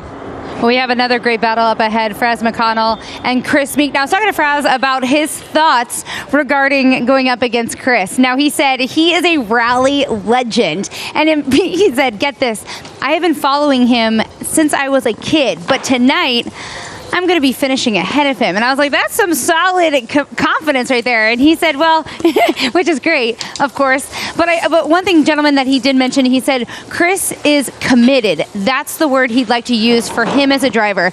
Do you agree or disagree with Fraz on his thoughts of Chris Meek? Oh, I mean, we could. What's the one clip of Chris Meek that's absolutely legendary that everybody references? Oh, mate, the finish rally, right? Yeah, so he won Rally Finland, the fastest rally in the World Rally Championship with the fastest ever average speed time. Incredible. Yeah, Katie, he's super quick. I think the reference point there is probably the fact that Chris doesn't come from that door-to-door world, and yet he's got stuck right in. Him and Travis have got those big magnets that brings them together, and I think the fact is that Fraser knows Chris, just because he isn't that experienced in Rallycross, isn't going to give it up in turn one. We saw it in Lyden Hill, we saw it in Sweden, we saw it at Phoenix, didn't we, when he made that pass, and he's still convinced that the pass was good and the stewards are wrong. Been very magnanimous about it, but yeah, he will get stuck in if he gets the chance. 30 seconds to go, and we will get that start. Some great insight there from Katie Osborne down in the pits. Fraser McConnell says, I admire you, but guess what? I'm going to beat you. With all respect due, I'm going to smoke you, Chris Meek. Chris Meek and that Excite Energy, number 62. Fraser McConnell, DRR, doing it for the R, doing it for Uncle Saul. And again, that green, yellow, and black, the cool runnings. I mean, all the jokes aside, Fraser McConnell is no joke. This kid is coming to win. And, picking up A-Shock Energy as a sponsor, you can see Jamaica on the car. He's been a busy boy, and his mom and dad are here in the building. He's got a lot of supporters, so he's got a lot of people on his side. Look at that. You see the car getting squirrely, getting it's Fraser McConnell, maybe about a car length. Yeah, look at that. He gets out in front of Chris Meek, but now his racecraft needs to get tight and right. Yeah, so if anybody can do the lap time, Chris can. And Chris said to me yesterday, he said, you know what, he said, coming into this, I was never worried about whether or not I would be able to do the lap time. And that's because we're just saying he's one of the best rally drivers in the world. He knows how to do a good lap time. And if you had to put your money on a driver on first lap or in changing conditions or with something tricky, I would personally always bet on a rally driver over a racer. But the racecraft side of things is a bit trickier. Now, if he can get close enough, he's going to joker immediately. Here he goes in now. But now he's got to take out a chunk of time. It was 1.5 going in, Jared. That's so coming big. out, it's going to be massive. And to be honest with you, I don't think Fraser will make enough mistakes. Look at the ruts now. You can see the ruts in turn 7 on board with McConnell coming up. And then watch for his brakes here. What does he do with the wheel on the brakes at 100 kilometres an hour, 60 miles an hour? Little nip on the bar, the handbrake in the middle, get the rotation on. He's so patient on the throttle. Look, open the steering up, several inputs. Yeah, really well done there. Seems very patient. He doesn't seem kind of chaotic, behind the wheel. It doesn't matter if it's dirt or whatever. Look at the attitude of the vehicle. Really well done. Very fast. You saw a little bit of feedback there. The wheel kicked out or the car kicked out. You got to combat that, and he keeps it really tight. So 5.6 seconds. We know the joker delta's about 3.2. It's gone on to 6.8. I think Chris has got a problem. So Chris, I'm pretty sure, has got a problem because Frad's a great driver, but he's not taking that amount of time out of him in per sector. So Frad's, he's going purple, so he's doing faster sectors, but remember that's just against Chris on this one. You can see Chris coming in now into turn 4, and Fraz is already out of the joke lap. Yeah, he's going up. There's no way. No. So, basically, Chris Meek is hoping that Fraz has some sort of hiccup or has something wrong with his vehicle. We know that Chris Meek had a transmission issue earlier. His team worked feverishly to get the car back out there. As good a Chris Meek is a rally racer, unfortunately, just falls back a little bit, right out of the gate. So Fraser McConnell never never look back from that start line. And that A-Shock Energy Jamaican driver, he's going to take it to the yard all the way. And again, Fraser McConnell, the 35, mom and dad are here in Canada cheering him on. His first ever ice race just last weekend in Finland, getting some seat time on the ice, on the snow. It looks like it paid off a little bit, and a lot of bit, as you can see Chris Meek crawling in. Yeah, so you wonder if there was an issue, or just kind of, all right, I'm gonna crawl it in just because he knows he has. I think he'd want to feel the grip levels, Jared. I think that's the thing, is if Chris had a healthy car, I think he'd be out there trying hard anyway to get that more crucial seat time ahead. Fraz will be pleased with that. You say he's got a lot of respect for Chris. I think a lot of the other drivers are suddenly realising as well that if Chris gets out front, he's going to be very, very hard to beat if he's got a healthy car under him. The team, shout out to the mechanics at Excite Energy Racing, because they were working so hard. There were people going, 6 mils banner, give me this. Is the drive shaft in the subframe? They worked so hard to get Chris out, and they'll be gutted. After he did a decent job in time practice, literally he made it to the grid with a few seconds to spare. So hats off to them. They'll have a little re-prep overnight, get the car ready for tomorrow, and he's just going to have to work a little bit harder in those races tomorrow to make it through to a decent grid position. And that's another thing, just thinking about the equipment, when you're seeing these cars pull into the pits, you see all hands on deck. They're prying off wood chips, they're prying off snow, and their hands are cold. But guess what, Katie, what's going on? We were talking to Robin Larson earlier about the strategy for today, which was playing it a bit safe, and but making sure you make your mark for tomorrow. How well do you think you accomplished that in that first heat? Yeah, pretty good. And the start was not the best, but I could still hold my inside against Bennett. So yeah, we'll see what we can do on the starts, but I think it's me against Becker now in the semi-final. So yeah, of course you want to go as far as possible on the first day, but yeah, we'll see. A little teammate action, a little 1-2 in the championship action, guys. We have our hands full with the Dry Rival team here tonight. Yeah, and he's such a soft-spoken dude when he's on camera, but off camera, he's got such a big personality. He's really fun to be around, and it's great to see how competitive he truly is. Here we go, 30 seconds ago, you could see that KB livery. That's retro Ken Block livery, KB forever, hashtag KB43VER. And we have a great piece talking about Ken throughout this weekend. He's going against Ollie Eriksson, so and I know you had some great interviews there, talking with a lot of drivers, and we'll get into that. Yeah, you'll see that tomorrow. You should see that tomorrow. We've been talking to the drivers about their memories of a great guy, Ken Block, and that livery was one of the first. But rally cars didn't look like that, Jared. They were traditional. Here the sticker goes here. This is where the tyre stick goes. Ken turns up. Pastrana going to come down. Pastrana loses his start. Ollie! Look at Ollie get sideways. Oh, around the outside. Oh, look at this! Ollie Eriksson gets into the bank. He does fight it off. Travis Pastrana gets out front, and look at Ollie Eriksson. He fights his way up front. He was talking about the ice, the conditions, what's going on, and here they are. Here we are, a few battles deep. So the conditions are ever changing. Look at that. You see Ken Block kind of maybe get a little bit wide, throw his elbows out, maybe check up Ollie Eriksson there, because he knows how talented Ollie Eriksson, how fast he is. But I was going to say Ken Block is giving that livery. It's the livery. Travis Pastrana. That's what we were talking about, Jared. This was the first time. It was a DC Shoes livery, which of course Ken was the company that he founded. Yeah, in 2005 I think it was, and in ARA, and everyone's like, you can't have a camo livery. Oh, Pastrana runs into the bank on the outside. This has been the untidiest run from both. He's only got to bring it home in front.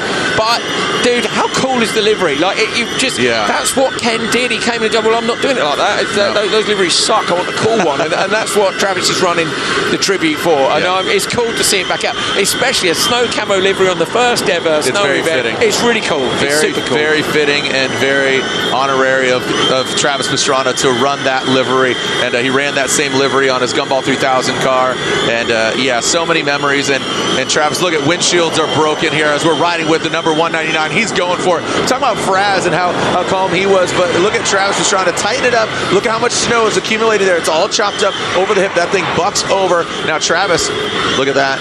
Look at the wheel. Oh, too sideways, Jared. Taps the bank, puts the nose in. Pastrana's gone round. And he has gone on the bank. Where's Eriksson? Goes up the inside. Pastrana facing the wrong way. Came out too hard. The rear left tapped the bank. That flung the car around the other way. And Pastrana is going to go no further from the looks of things. And it looks like Ollie Eriksson got a bit of good luck there. Bad luck shock for Pastrana. We're going to have to get that high and wide. What went wrong? As you said, got squirrely, kind of wound up, and then you saw his hands go in, and there it is, the face of defeat, unfortunately for Pastrana. He did lose his power steering in practice earlier, so you wonder if that showed up once again. That's going to be hard with those tight corners, and you're fighting. And he's sprained his thumb a couple times this season already, early on, and I mean that gentleman has more broken bodies than we actually are broken bones, and I actually have bones in my body. So I mean that gentleman's endured a lot, absolute legend, but he always wants to win. But right now, not the case. Unfortunately, he goes into the bank, going to that Yokohama Tire Joker lap. Ollie Eriksson will advance on in that Olsberg's vehicle, the Red Bull helmet. He'll be going against Fraser McConnell in the semis.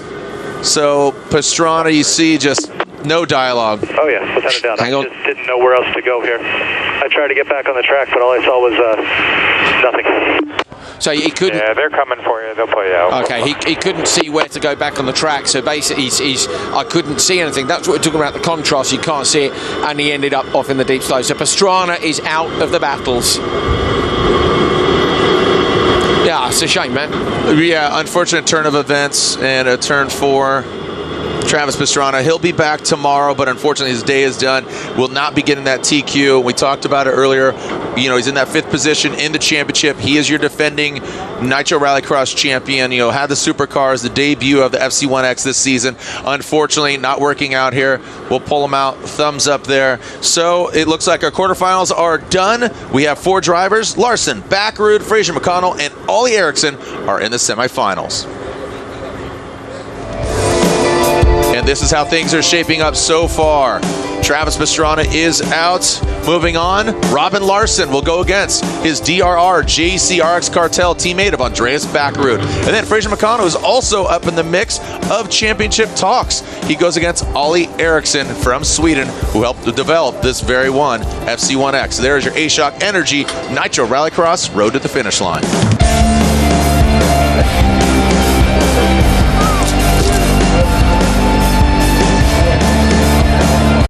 For generations, farmers have grown the humble, nutritious cassava. Harvested, ground, and then baked to perfection. Cassava transforms into our iconic bami. Now, imagine this uniquely Jamaican product being enjoyed at dinner tables across the world. A taste of Jamaica in every bite. Rainforest bami, from our farm to your table.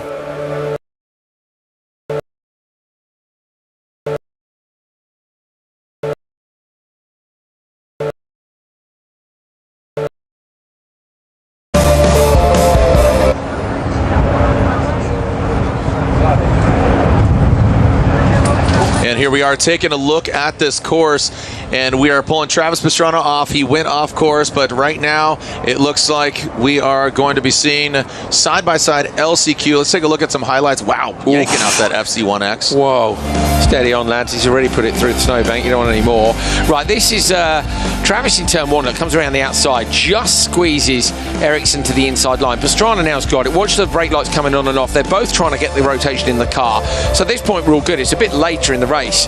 Here he is, like, squeezes Eriksson. Fair enough, you know, he's half a car length in front. Eriksson will probably say, he would have said he wasn't happy, but as he's gone through, you know, he'll be fine.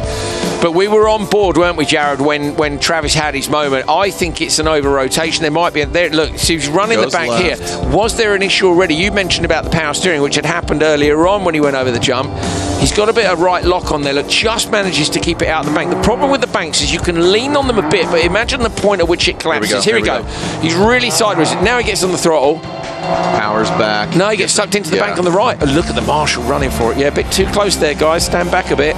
Tries to spin the car around and can't get back through. So we were on board and you couldn't see. Basically, he didn't hit the bank the outside. Tank slapper, and then right wheel goes in and gets sucked into the bank. The bank isn't hard enough to lean on like in Rally Sweden. You can lean on it a bit, but you push through that sort of hard coating on the outside and it'll just suck you in. Yeah, unfortunate turn of events there for Travis Pastrana. And, you know, sometimes he joins us up here. He had a smile on his face. is here in a going minute, in. I'm sure. No, I mean, yes, I mean, he always wants to engage, and also he's going to look at the rest of the competition. He's always working, even though he might not be in the bracket battles, he's still going to see how the competition's shaping up. Yeah, he knows this is the place with all the footage. We got the big screen, we know what's going down. So, yeah, not ideal. So, tricky conditions. The ruts are building up a bit. There's a bit of loose snow out there. The banks aren't quite firm enough to lean on. And, we've seen people getting squeezed into the banks. On that occasion, Travis went just a bit too far in. Chris Meek's car getting a little re-prep. He's out already, so that's ready for tomorrow. And getting ready for semi-finals in a bit.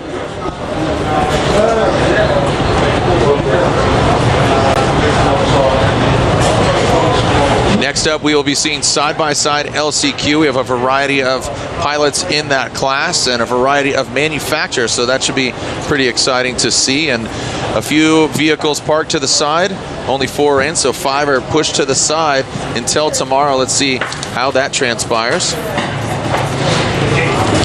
All right, so as we are in the pits and taking a look, Katie's staying up with all the biz. What are you hearing down there, Katie? Yeah, you're getting a real good look at Ollie Erikson's car, and while you're getting a look at it too, Ollie's getting his hands under there.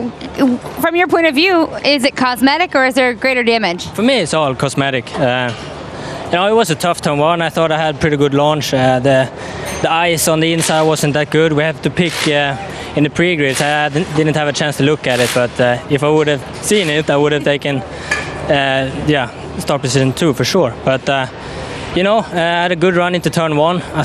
I felt I had a good start. He was not ahead of me or anything, and then he just came in, turned in on me. I hit the snowbank quite a lot. Thought I would roll, but he probably didn't see me either. So he got ahead of me there. I bumped him a bit into turn 2. He braked. I wasn't ready for his braking point, so sorry to the Vermont guys for that. But from there I just tried to chase him, tried to force some mistakes, and it's not easy to force mistake from Travis, but eventually them happen. So too bad we couldn't race it to the end, but good race. Yeah, more racing for Ollie Erikson here to come, guys. Thank you so much. Some great insight there from Ollie Eriksson. Even just getting into that tussle, some carbon fiber on carbon fiber. Ollie Eriksson came out on top, both of them just hitting the banks, and it sounded like he wasn't really exactly excited about the turn 1, but not pointing fingers, just it's new territory. Interesting seeing what he said. Do you remember what he said about the start positions on the grid? Would I have chosen the other one? I think people are starting to look at it now and think, is the other lane going to be better? I kind of think if you're off the line and then coming downhill, there's a little bit of momentum going your way there, but we need to go down and have a little stand on the grid, Jared, ourselves, and have a look and see what the lie of the land is ahead of tomorrow. And here we are, side-by-side LCQ. We have, you can see 5 side-by-side machines. And here we are. Who's coming out on top? Who is going to the finals? We started out with quite a few. Yeah, it's Villiard and Tiffold on the front row, and only 5 cars in this. There should be 7, so a couple have obviously retired for the evening. 2 cars went through from the semi-final straight to the front row of the final, so Gregoire Michaud and the P2 guy from the semi-final have gone straight through, and then the remaining 5 of the 7, there's your 7 listed up on the start, but I say only 5 of them have made it to the start line. They'll move up the inside, proving that it can be done. I think when we see more cars on track, Jared, you will see that a bit more. You've got to remember that with the battles, it's pretty easy to block one car. The difference when you got multiple cars is you go low to block the car and you go, good, I've held the one guy off behind me, but the guy who's 2 cars back, gone out wide, coming in tight, going to get the exit speed, and you'll see a bit more passing, which is what we're seeing with side-by-side here. Someone's just realised the cones are there. Oh, damn it, the cones are there. They're turning back out again. But another great support category. I'm super jealous that we just don't have enough space for things like side-by-sides in the UK. I might have to start some sort of campaign. My local MP. So Villiard, I'll tell you what, Tifo is one to watch. He's currently sitting in 3rd. Villiard out front. Morrison. Tifo is the only one that took the Yokohama Tire Joker lap. Is Tifo the guy you mentioned does drift? Yeah, Tifo does. Tifo, I've seen him in Formula Drift, also DMCC, Formula Drift Canada. So yeah, Jonathan Tifo, I've seen him, drift over the years, and also looking forward to the 2-wheel drive class. That's up next. So that's just 4 cars and should be really fun to watch. So Villiard out front, but has yet to hit that Yokohama Tire Joker lap. Keep in mind, three laps here. You You can see that Apex talking about 3.2 says going to lose the position to Morrison, or is he going to gain? No, he won't gain. Morrison to default, so default as Joker from P3, and they're suggesting Morrison can lose. There's some cool liveries out there, Joe. I'm just looking there. Villiard's livery is pretty sick. Oh, a bit too sideways on the exit, but then gets the car flicked back the other way. Manages to avoid the cones. I think someone's hit that last cone and maybe run it out a bit wide. They're going to go Joker, not this time, so they're going to wait another lap. All right, so Morrison goes for it. Tifoe looks like he might gain that position. If he mashes the throttle through here, might get it, but he gets into that bank. And there we go with Villiard out front, still continuing on, and it looked like Tifoe did not gain the position according to our scoring and timing, but right there nipping on the heels of him. So no, did not. You can see that out back. Morrison. Oh no, Tifoe did get him. So Tifoe did get Morrison. And how many are moving on here? Colin? Everybody's going through from the LCQ, so in theory, we could have had all 9 cars through to the final, but we were a couple of cars down before. We lost another couple. I get it. You know, don't forget some of these guys. I said the one lad I spoke to yesterday literally bought a side-by-side. He's in the snowmobile industry, bought a side-by-side from the same manufacturer, used it this summer. Someone invited him to come to GP3R for the summer race, which is a mixture of tarmac and dirt. They use the dirt section here in the horse trotting arena. He loved it so much, he came to me, he said, you know what, it's not, my car's totally standard. I'm not going to win. He said, but I love it and I want to get involved. He said, we got a phone call, do you want to come and race at Nitro Rallycross in 2 weeks' time? And I said yes. And I think that's cool, man. Heck yeah, that's awesome. Yeah.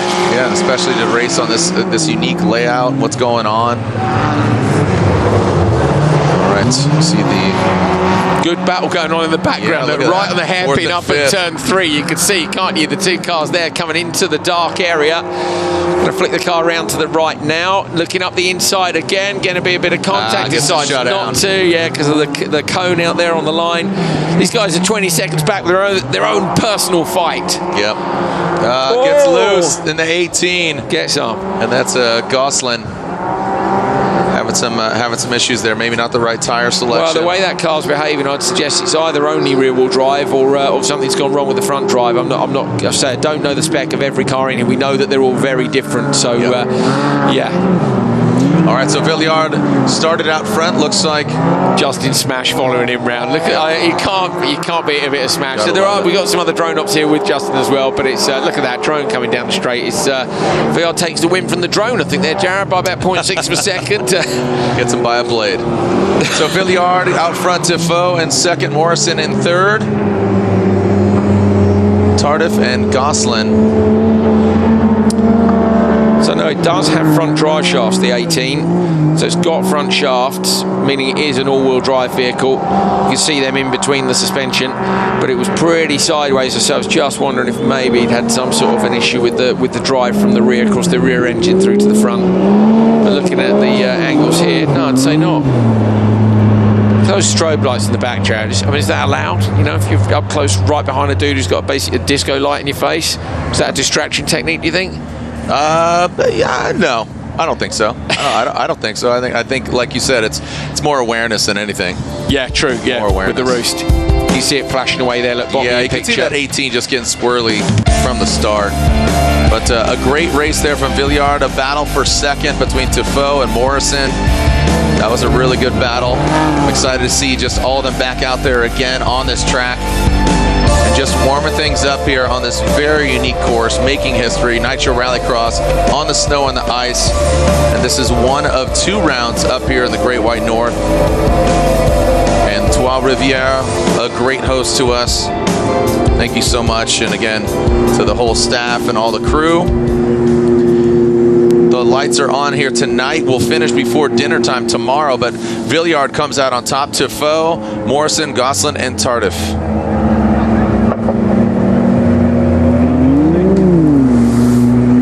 I saw Tardif back up actually there, so some issues right before the finish line. All right, so as we are shaping things up, we have semifinals for our Group E, but unfortunately somebody that's not joining them is with Katie now. Yeah, as we were talking, Jared, you and I earlier about Travis Pastrana, and let's take it back actually earlier today. Your thumb, you kind of started a little rocky for you out here in Canada.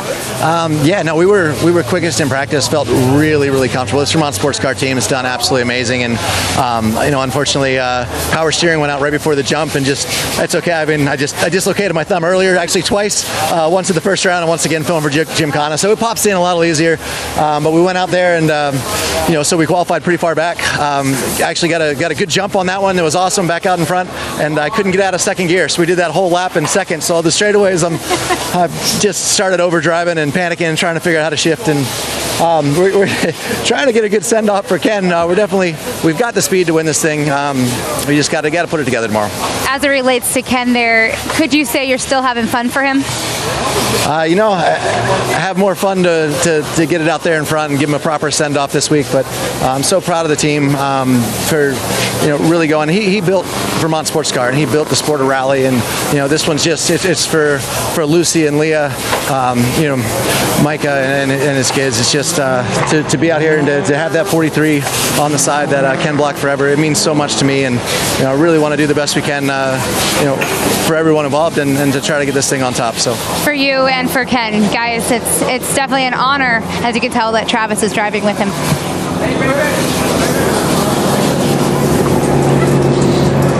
Yeah, it bears repeating.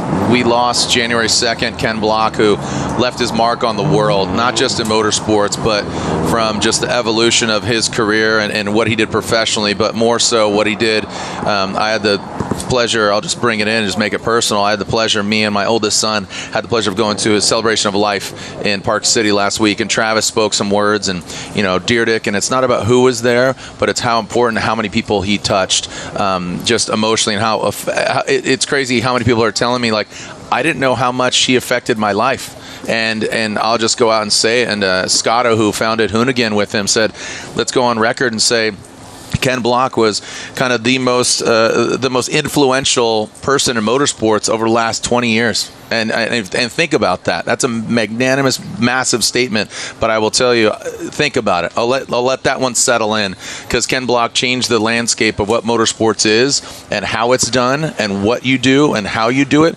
And I always say he didn't write chapters. He wrote books. He wrote books about his pre-DC life. He wrote DC Drawers and Dub and 8-Ball prior to that. Sold that. Got into motorsports, and Travis told a great story at his celebration of life, and Ken says when his agent, he says, hey, I got dropped by Puma, I'll pick up DC if you introduce me to Vermont Sports Car. And that's how they really started their professional relationship. Good. So sorry to kind of take over. Not at all. We're celebrating the life of a great guy, and we hope that you'll be able to hear some lovely stories from Jared. Myself, we've been lucky enough to work in that sphere, but from my side, I've had so many messages from fans at home on Instagram and stuff, just about how sorry they were and how much Ken and he's the reason I watch Rallycross, he's the reason I watch this, and it's that reach. It just goes down all transatlantic, around the world, right down to new fans who maybe wouldn't even have had their eyes on motorsport were it not for Ken. And I just really cool, man. Really cool. And also, as Ken was a member of the Nitro family and Rallycross, Nitro Rallycross has chosen to make this statement that they are officially retiring the number 43 from Nitro Rallycross. And again, this is a shout out to his family, our love and thoughts, and it's just such a big thought towards obviously Lucy, Leah, Kira, and Micah and their family and all their friends, because the family runs deep. So thank you, Ken, for all you did.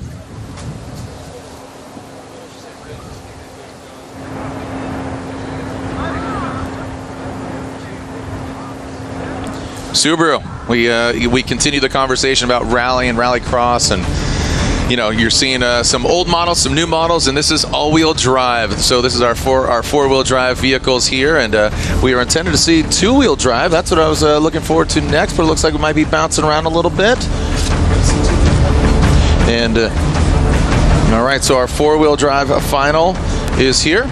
So Jerome Maillot, Jared, has chosen to go on the outside. So by winning his semi-final, remember there's only 4 cars in this, the 4 all-wheel drive cars, he gets to choose which side of the grid he goes. You're going to see this throughout the weekend in the different classes, and he's decided to take the high line. So he's left of your screen, he's right on the grid, and he feels that's the better place to be. We have seen some rocket ship starts from that side of the grid. Can he get it done again here? The nitro lights are there. They're just in behind our lovely big screen. There it is. You can just see the little red countdown has started.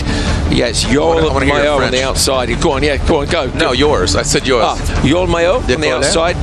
David Morissette on the inside of row 1. On row 2 on the outside is Alex Moreau. And on the inside, Jérôme Mayo. So, my apologies to French people. We do our best. And they're huge rallycross fans, Jared. Rallycross in France is absolutely massive. Love to take you to an event there sometime. Like the crowd is, they love this sport. We're in French Canada, and it's cool to see these guys going for it. I don't remember if I told you the story. I grew up in San Diego, California. My mom grew up in Poitiers, France for a couple years. She says, take French. I failed French. So here we go. Let's go. Nitro, send it. Coming from the back. Look at this. Yeah. All right, is that the other Mayo? It is. I think he's about to stick it up the inside. This is father up the inside of son. I think he's still better off. His son's the Canadian rally champion, goes around the outside fully, carrying the speed through. Yeah. Dad is in P2, so he's got up into second place. 3 of these cars will run out the same Canadian squad down the back straight. I love the sound of a flat 4 Subaru, I really do. Colin McRae, my hero, Richard Burns, sadly those two are in the wall on the outside. The 25, that is our leader, that's Mayo, but his pops coming and look, he's giving it a go. The father and son get into it, that back right corner of Joel Mayo getting into that bank. Unfortunate turn of events. Subaru. These are all Subarus, Jared. We were just touching it. My heroes, McRae, Burns. Yeah, look, Petter Solberg, huge in rally. Ken Block, Travis Pastrana. They've all been associated with this brilliant brand. Oh, another pass. So Mayo's got all sorts of problems. He's going backwards, but it's just the noise of a flat 4. There's even there's a Japanese magazine called Boxer Sound, which is about all about that noise. And they're just great bits of kit, All right, so the 25 looks like he is he still holding on to it? Looks like Joel Mayo still out front. And then, again, Jerome Mayo sitting in 3rd. So it looks like Joel still, surprisingly, is out front. So the Pops is sitting in 3rd. Moreau sitting in 2nd. So how that came to be is I'm very surprised. I did see Moreau get into the bank there, into that Joker lap. Now keep in mind there are 5 laps in this all-wheel drive final.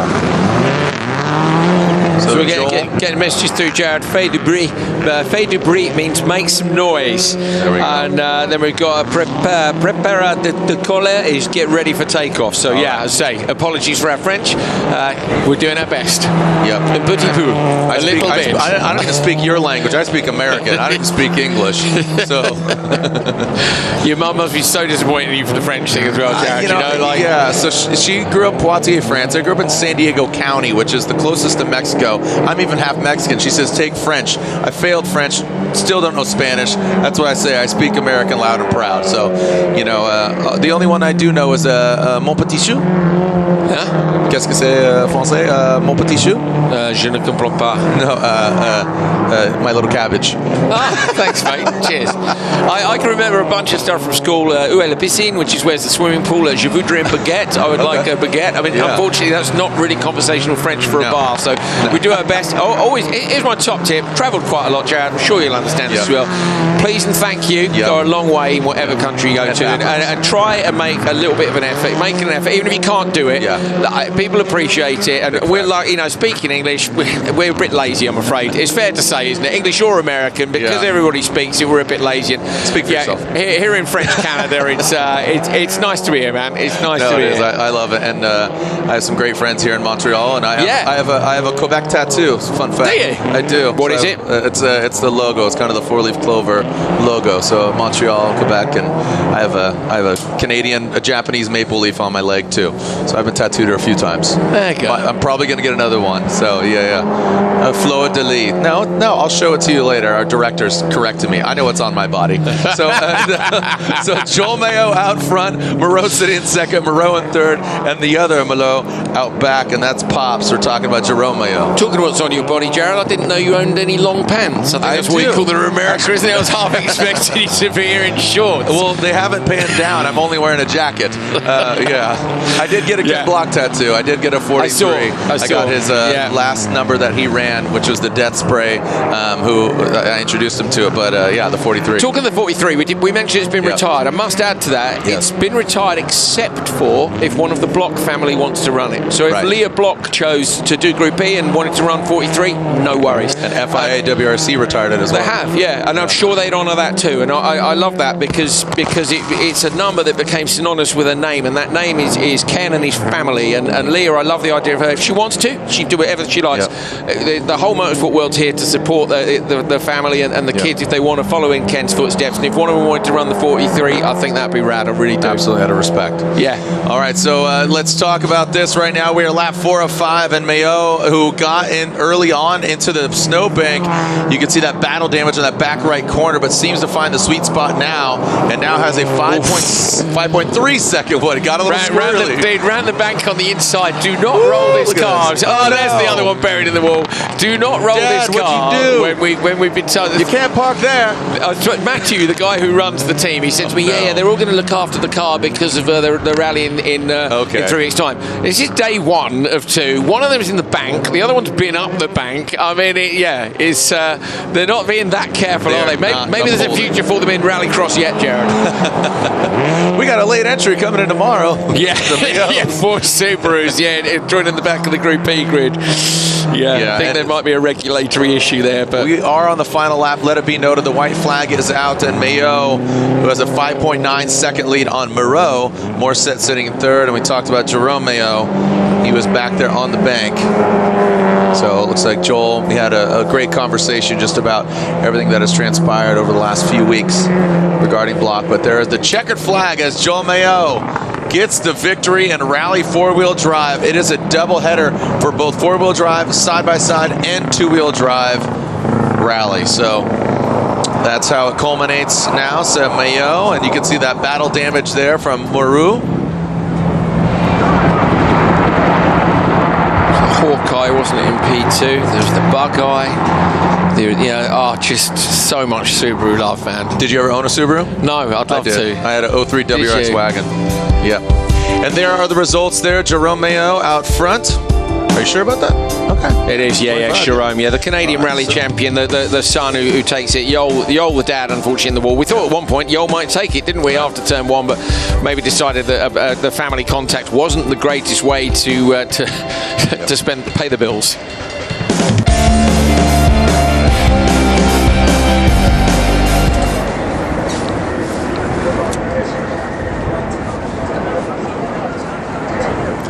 The lights are on and the party continues. Speaking of party, Street Bike Tommy's always a party.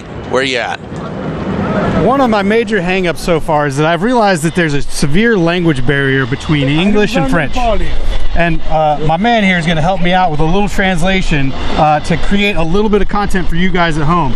I need to learn how to say one phrase. That'll get you anywhere in winter here? Yeah, well, Une phrase pour avoir l'air un peu innocent. Yeah. Are you sick? Es-tu malade? I don't know if I can do the Es-tu malade? It's malade. There you go! There you go! Fantastic! They're an excitable bunch here. Yeah.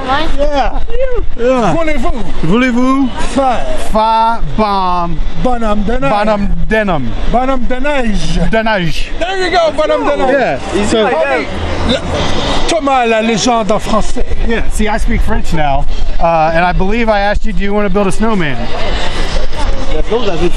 No? No. Oh. I've tried. That's my try. So, yeah.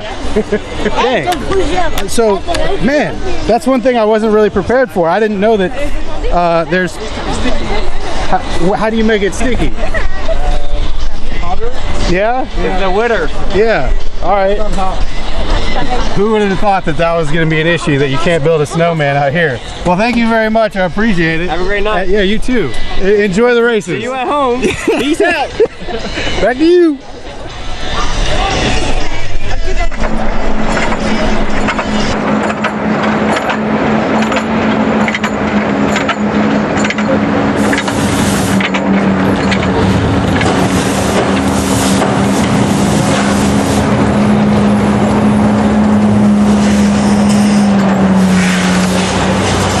almost time for some more racing here in Trois-Rivières, and it's actually down to teammates. Andreas Backrud, who's sitting second in championship points, and Robin Larson, who's sitting in first. I asked Andreas what his thoughts were about going up against his teammate. He said, man, he has been consistent all year long, and realistically, we've been battling all year long. He said it's going to be a good one. He said one thing, though, to watch for, as we've been talking about all night, is that start. One pro, though, of not necessarily getting the best start, the visibility is clean up front, but you can always watch the brake lights of the person in front of you, feel out where the grip is for them or where it isn't for them, and capitalize on them when the mistake is made. Thank you for some great insight there, Katie. Let's take a look at the event. Yeah, it looks absolutely awesome. Picturesque. Almost as beautiful as you, Coley. Oh, thanks, Jeff. Robin Larson, Andreas Backrud, Fraser McConnell, and Ollie Eriksson. Look at the variety, man. We got a couple Swedes, you got a Jamaican, and you got a Norwegian. Now, in terms of picking grip positions, we covered off earlier on, it was the higher classified driver for the first rounds. Obviously, now each of them has won their quarterfinal and gone through, but it still goes back now to timed practice earlier on. So Robin Larson was the fastest driver in timed practice, so he gets to choose pole ahead of Andreas Backrud. Fraser McConnell, where was he? Fraser versus Ollie Eriksson. What's at stake? Fraser was faster. Fraser was faster. TQ. So. Let's talk about TQ. What's up? There's a few points that are up for grabs. Yeah, there's points. But just a little bit. It could make a difference. We were talking about the four-wheel drive class and all-wheel drive class, in rally, and here are basically the you got the RX Cartel, DRRJC teammates going against each other. You want to keep it safe. You want to stay off each other, but knowing them, they still want to get the victory. So, yeah. I think it's very much going to come down to the start. Whoever gets the better start, neither of these two is going to fire the other one off when they're in P1 and P2 in the championship standings. They're not going to want to give the team a bunch of work to do overnight. They've both made it through to the semi, so they're both going to be on the front row tomorrow, remember, in their respective heat races. So they've done enough to make tomorrow a little bit easier, but both of them are going to want to take this off the line. There is Larson looking down, changing the settings on the wheel. There you can see the big paddle for the gear shift on the right hand side. Lots of people surprised these cars have got gears, but they have 3 gears. We saw that fleur-de-lis flag, so that's Montreal, right? But I want to show my director here. So the Montreal City logo is the coat of arms from the island of Montreal. So that's the other logo, and that's tattooed on my body. So that's what I have. So that represents. And my director has apologized now. So thank you very much. I do know what a fleur-de-lis is. So just FYI. Whereabouts is that one? I can't show you right now. All right, so we are about to go into our semifinals, talking about the RX Cartel, the DRRJC. They're out for blood, man. And I really love what Larson and everybody's demeanor this season has been really good. The Ericssons, they get a little fired up. Ollie gets really spirited, and that means he wants to win. And they know what's at stake, and they know how this car works. So kind of it's like, oh, let me show you how to do that.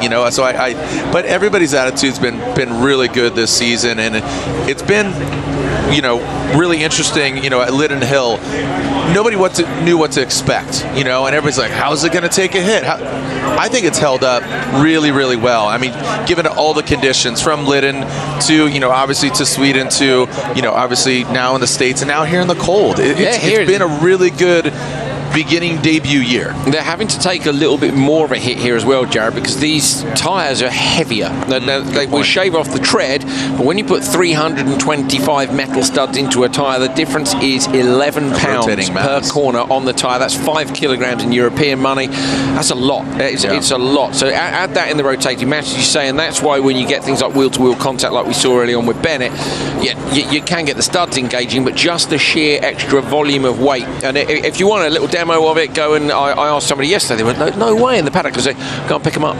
And she picked up the first of the wheels without the studs in, and then the second one was okay. Wow, big difference. There really is a big difference. So it's a lot of weight in it. Yeah, you're right. We put these cars through the ringer in their first year of development. Some big old jumps. You've got Pastrana's car now getting re-prepped for tomorrow. So for Motorsport's car, looks like Martel's car's good to go. Look, that's everybody's car on that side of the garage, but they're underneath Pastrana's. There is that Yokohama, handmade in Sweden, flown over 100 tyres here for the 9-10 cars over the course of the next 2 weekends. Normally you would use 12 tyres in one race weekend, so 24 tyres over 2 race weekends.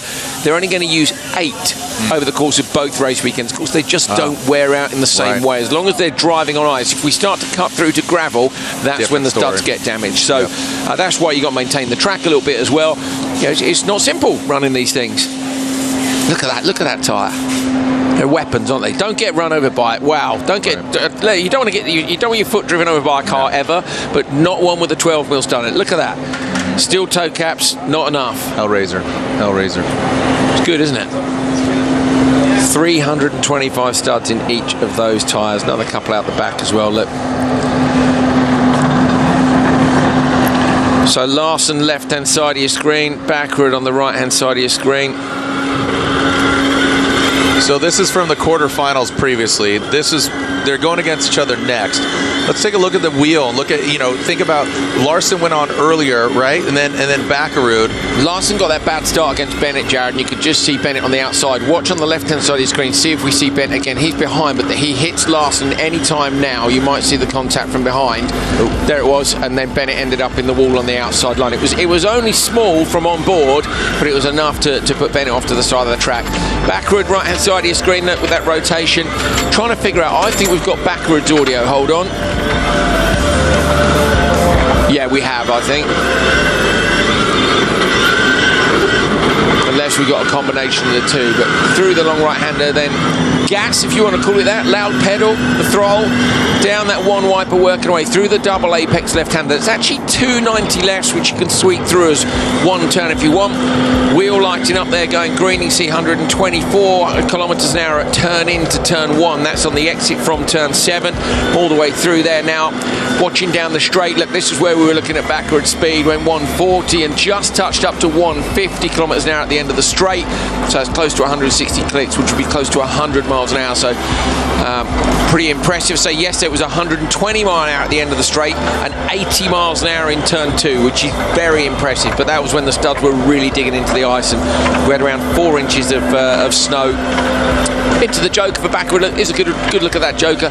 Doesn't look much difference, but me and Jared have figured out it's a 3.2 second delta, so that's what you need to be ahead. And of course, these drivers are about to go head to head and see which one of them makes it through to the final. And that's if you're tidy. The variables. That's a good right. And the track has in its most ideal conditions. And now, we're not doing. We're doing some maintenance on it, but not to the degree that we started at today when we started the battles. Now going in further, it's getting softer, it's getting fluffier, you're slowing down, you're not getting that good grip, you're not getting that good traction. Imagine an ice rink compared to going snowboarding at your local resort. It's 2 very different conditions. Consider that grip. So 2 very different grip levels. So going to that Yokohama Tire Joker lap. Some great onboard there with our DRR JC RX Cartel drivers who are currently leading the championship with only 4 rounds left, one of which is here, Calgary, and then it has been announced March. Join us in Los Angeles, baby. Come on.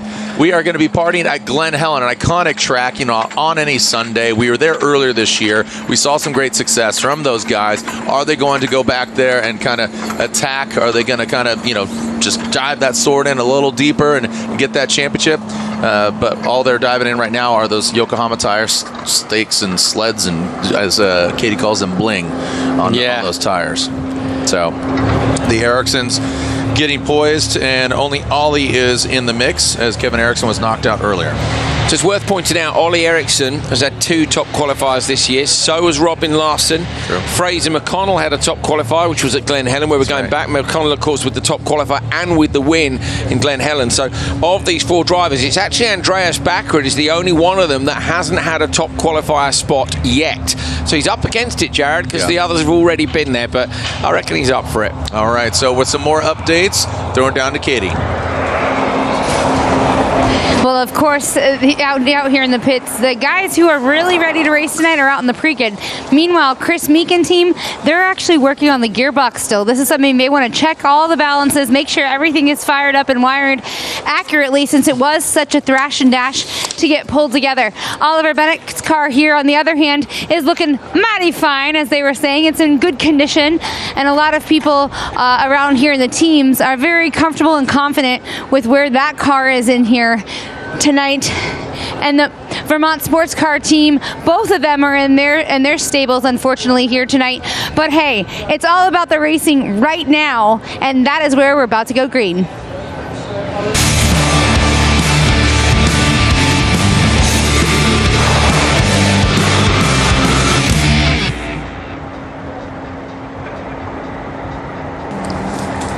All right, there is Bakkerud, the boy in blue. He's got his blue crew cheering him on. Bakkerud, like you said, can he get that TQ spot? Robin Larson, Bakkerud, teammates, but now they're fighting for position to go into the final.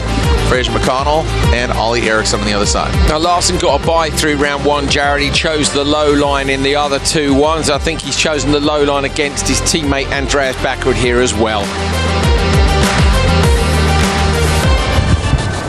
Here we go, Group E. There are the stats. Sweden versus Norway. Fairly equally matched. You see the event SF, top qualifier. Beat Kevin Eriksson in battles quarterfinal. Beat Ollie Bennett. All right, let's see who comes out on top. This is bragging rights at the bar later. It is. Remember last time Larson got keep it clean. You got that super wheel spin start Larson did and almost lost out to Bennett. Bennett was on the outside, so that time the low line paid off for him. Andreas Bakkerud got the rocket start, if you remember, from the high line. And Larson spins him again. So Larson spins him again. Bakkerud got that good grip. You saw the attitude of Larson's car. It was like squirrely. It was dancing left to right, and that very well could be. But look at Larson swinging wide, and Andreas Bakkerud keeping that tight. Like, look at that. Absolutely blinded by this snow blast. I mean, that is insane. You can't see a darn thing. That's worse than dust. Yeah, the bravery of Larson there, I can't overstate how brave you have to be. Larson's taken a lot of alternative lines, so the second he lost the start, Jared, he went high. He ran backward high, partly visibility, but also took a line maybe with less ruts through. Got in the roost, couldn't see anything at all, nearly put it in the outside wall. Again, he went wide. He's right there on the back of him. He's 0.5 of a second back. We know the delta's 3.2, but if you can get a few purple sectors in this one, he's got one already, look, on that first lap. So Larson will look to close Bakkerud down. He's going to have 1 lap to do it. Bakkerud has to go on the next one. It's only a 2-lap race. I got to tell you, that snow blow was insane. That was the best depiction we've seen of being blinded by the snow. You know, Larson just was absolutely white out. The bravery, dude. But you could just see a red light. Imagine pinning a car with nearly 1,000 horsepower onto an icy straight on studded tyres when literally it's like someone is blowing snow across the screen. Mistake from Bakkerud, was it there? Or on board? Again, the car snapping sideways. So gap's gone up to 4.1 according to the timing, but that didn't look comfortable for Bakkerud through this turn. I'm keen to see what it is now. Larson is really getting after it. I'm glad they kept off each other. You know, you want to see clean racing. You want to see the best equipment out there as possible. Here they go into the Yokohama Tire Joker lap. Can Larson get him? If he is tiny, he might catch him. And there we go. Bakkerud holds on to it. So, again, that 4-second gap still. But, again, that looked about 3.8. It looks like I said. It went from 3.2, 3.5, 3.8. Look at Larson just chomping at him, still getting snowblowed out. This isn't over yet, is it, Jared? Look, Larson's looking up the inside. Was going to make Andreas go defensive. He was hoping to get a better run onto the straight. He went high and wide on that first lap. Can Larson pull anything out of the bag on the run to the finish line here? And here we go. I think Bakkerud's got it in the bag. This big, long turn one. And look at Larson. Oh my gosh, he is entering a drift competition. Big angle there from Larson, and he's not going to hold on to it. But look at that wheel speed. I mean, that was absolutely on it. He pinned it. Robin Larson trying to fight for it, but a fist pump for Bakkerud signifies he got the win over his RX Cartel DRR-JC teammate. So Dreyer Reinbold. It was a lose-win situation, obviously. So unfortunately, it wasn't Larson, but you know, stoked Bakkerud, and like you said, right before they started, the only guy not to have a TQ. One more race to get his first. Okay. but we need to look after the steering. Just double check, like the joints and stuff. Ian, Ingers, you know the drill.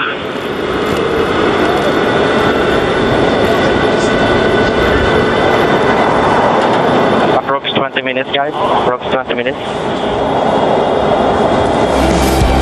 All right, so taking a look at it again here as Andreas Backrud, and that was the moment we saw Robin Larson absolutely getting snow blast. Look at this. Bye. Where'd he go?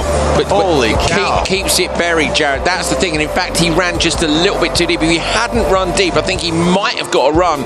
Look at the accuracy there. Runs the nose over those tires on the right-hand side. This was the Joker merge. He just took a 10th off. He took a 10th off Backrud just before they went in. We were riding on board. I wasn't sure who it was with at the time. There was just a little bit of a sideways snap. Backrud had a couple of moments, didn't he, as well, when he was holding on out front. Look at the pace of Larson trying to go high and wide. Just gets a bit too much rotation in the middle of the corner.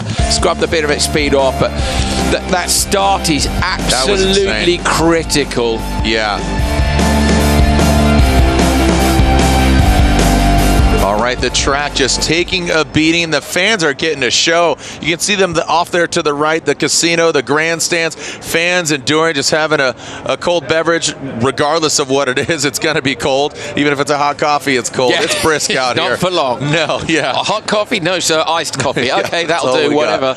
But I'm looking forward to Calgary, man. I believe I've been up there before once, but looking forward to going back. There it is, the Jamaican. That is Fraser McConnell getting ready.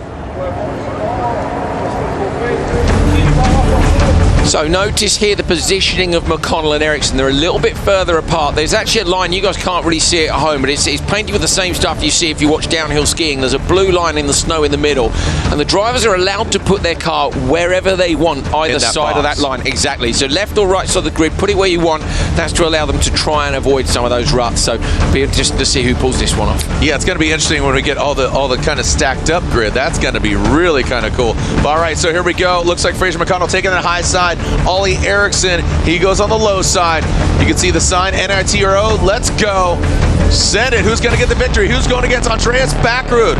Looks a little bit squirrely from both of the vehicles. Ollie Ericsson looks like he quickly gets the side of Fraser McConnell, but Fraser McConnell comes out on top, swings wide, and looks like Ollie Ericsson is getting a bit of a lashing of snow on his windscreen as well. But Fraser McConnell really fast. Just the way he's putting down the power and the speed, he seems to just be having a different kind of boost, it seems like. Well, remember the team said earlier on this year at Glen Helen that from their data, McConnell had been quickest on the gravel nearly everywhere he went. At that point, that was at ERX, I think, then Glen Helen, we'd had a couple of tracks that had some tarmac, some pavement sections in them.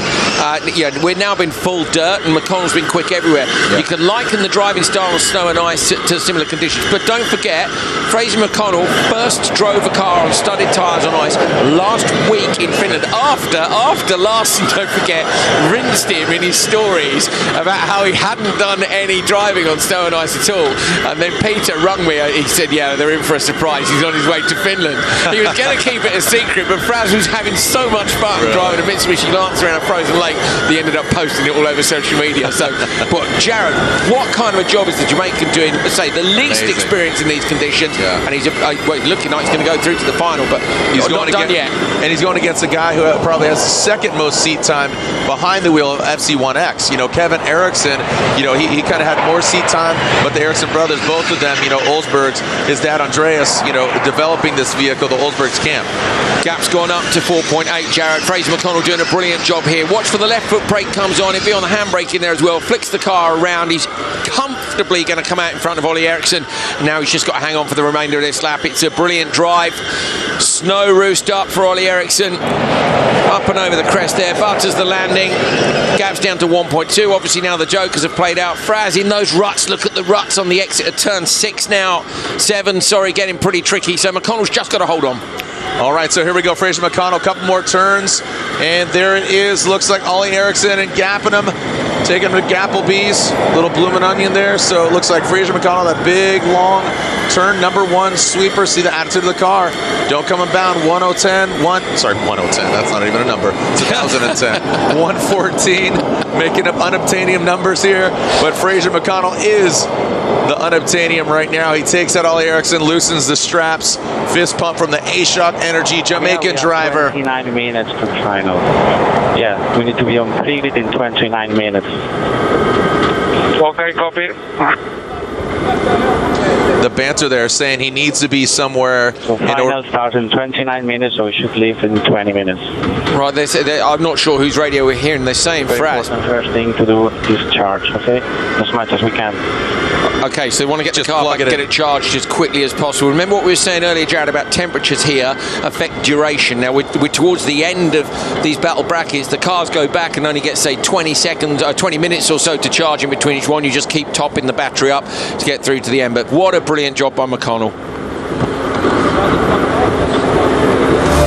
And here we go. Yeah. Let's take a look at this launch here. They were matched pretty well, but then watch Fraz taking that higher line. It's not as soft, so maybe he got that grip, but a lot of those guys taking the higher line, it hasn't been beat up.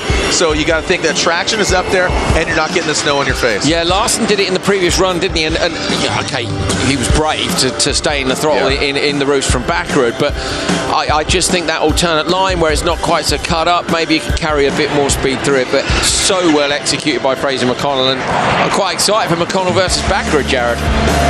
Yeah, Backerud versus Fraz. The checkered flag is his Fraz. Congratulations. So Fraser McConnell's going to the finals.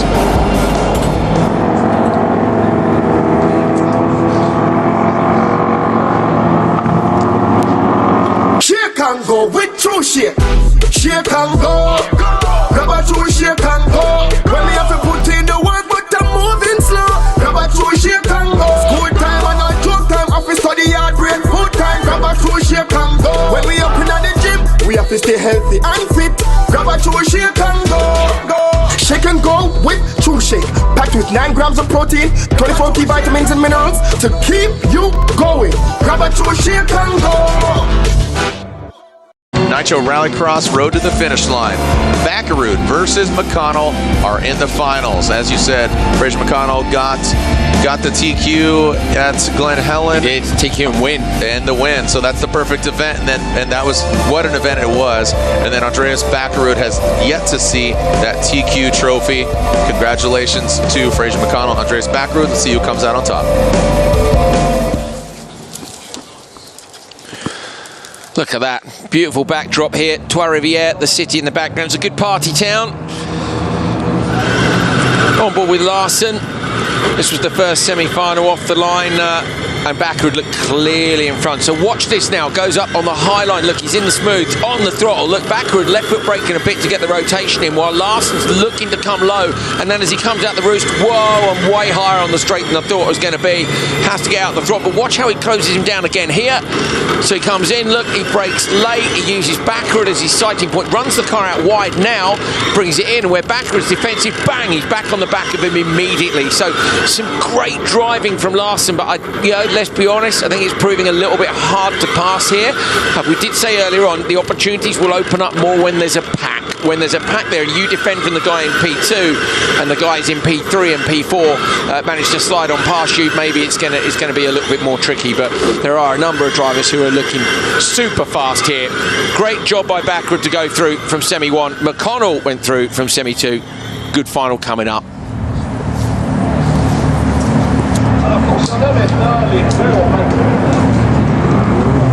All right, so you can see in the pits, Backerud talking to the fans, smile on his face, and look at put him to work. He's showing the brush and seeing the studs there, so clearing them out, maybe replacing some of those spikes as well. They're tightening up the outside road, Jared. So I don't know if maybe where they're getting lean on a bit more, they're just starting to come loose. But yeah, you can get a tool and just tighten the studs down a little bit more. So they're retained in a very different way from the rally studs.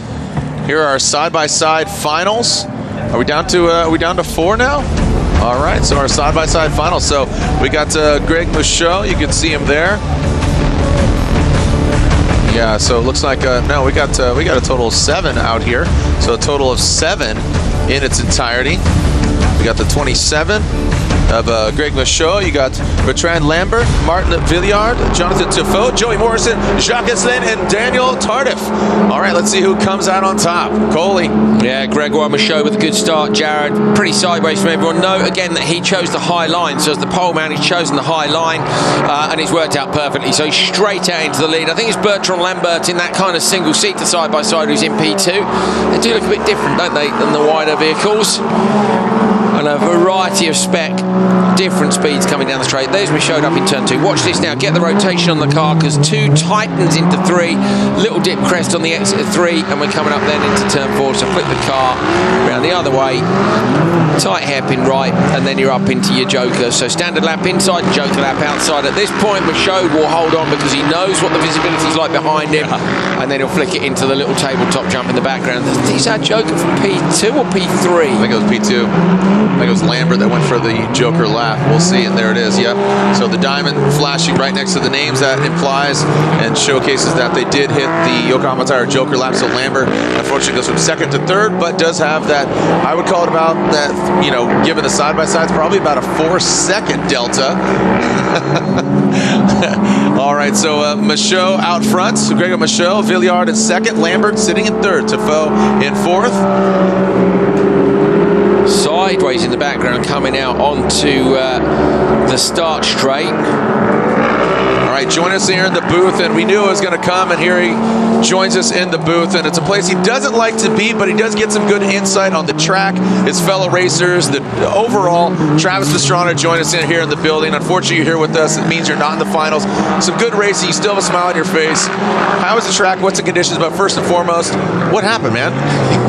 Man, I tell you what, if it could go wrong today, it pretty much did with me. But, you know, I tell you what, we're quick. I feel like, I mean, every driver does, but I really feel like we're the fastest ones out there. Yeah. So well, here, Greg. Sorry, I'm watching Greg here. Greg, yeah, you raced him earlier, didn't you? He's absolutely killing it. How class is this guy while we've seen the Canadian side-by-side? He's the only driver that we've kind of come across from Nitro side-by-side into Canadian side-by-side. He's a hell of a talent, isn't he? He is so good. I tell you what, he's been doing absolutely awesome. Look at him just pitching this car. He runs a bit deep there. They don't have the spikes that we do, so he's a super aggressive driver. He's been giving Deegan and myself fits all year round when we were on the side-by-sides, but definitely good to see him out there. So you see, these tires don't have quite the spikes. The traction. Our Yokohama. I mean, they're Yokohamas as well, but just ours by yourself, it feels, before it gets all powdery on the outside, it feels like you're on the best traction you've ever had. You throw it in, but then the 2nd lap you have less traction, the 3rd lap you have less traction. You can see, obviously right there. Who's that on? That is Gosselin. Yeah, parked at the side of the road. I think it was squarely on the last race too, as well. So I think might be having some issues. But look at Greg, and they're trying to save the course, as you can see. Yeah, putting the cones out, which is making it difficult for these guys to kind of go around. But it's actually making the course really good. And Greg's just putting. He's not making it that difficult, is he? Really? I mean, his accuracy on some of those cones has been fantastic. It's a huge lead of 10.9 seconds when he's come out. This battle here for second, though, really good. So our tires, they're so amazing, but we don't have. It's like a slick tire with a 1 inch or 2 inch spike, basically. So when we get outside the main line, it goes from where you have the best traction I've ever had, better than any pavement we've ever done, to you're on a slick in the snow and you've got absolutely nothing. So really good to see Larson get up on the top line, and just when you put the power down, it digs down, right? So if you have your tire speed at twice whatever your speed's going, unlike in pavement where it just takes off, it'll grip in. And it was awesome to see Larson really come around the top. McConnell did the same, didn't he, with Ollie Eriksson? We were just speculating. Obviously, we're just looking at pictures and trying to figure out whether or not that slightly less rutted outside high line might work a bit. Larson tried to carry the speed. The roost was unbelievable. You couldn't see anything. No, I mean, he just stayed in it. Yeah, it was like a motocross race in the mud. You're like, I hope I'm still on the track. Oh, here we go. Greg hitting the outside bale right there, or the hay bales. Yeah, geez, snowbank. We know what you meant. Snowbank. We know what you meant, and we know what you did too. But it pulls it in really quick. So how is the track transforming? Because like you talked about, that kind of inside line is very loose. It's getting soft. So you kind of have a ski resort, and then you kind of, I wouldn't say an ice rink by any means, but the firmer on the outside and get looser on the inside. Well, the coolest part is it's gonna favor the drivers that are super aggressive. Not maybe when the track's fresh, because you can really drive it tidy and kind of like a Scott Speed. But this is gonna favor the guys like the Ken Blocks. I feel like the guys like getting a little loose, a little more stylish. Fraz, man, he's looking better and better. He's never been on snow, but he just keeps his right foot down, and that is gonna pay off huge dividends towards the end.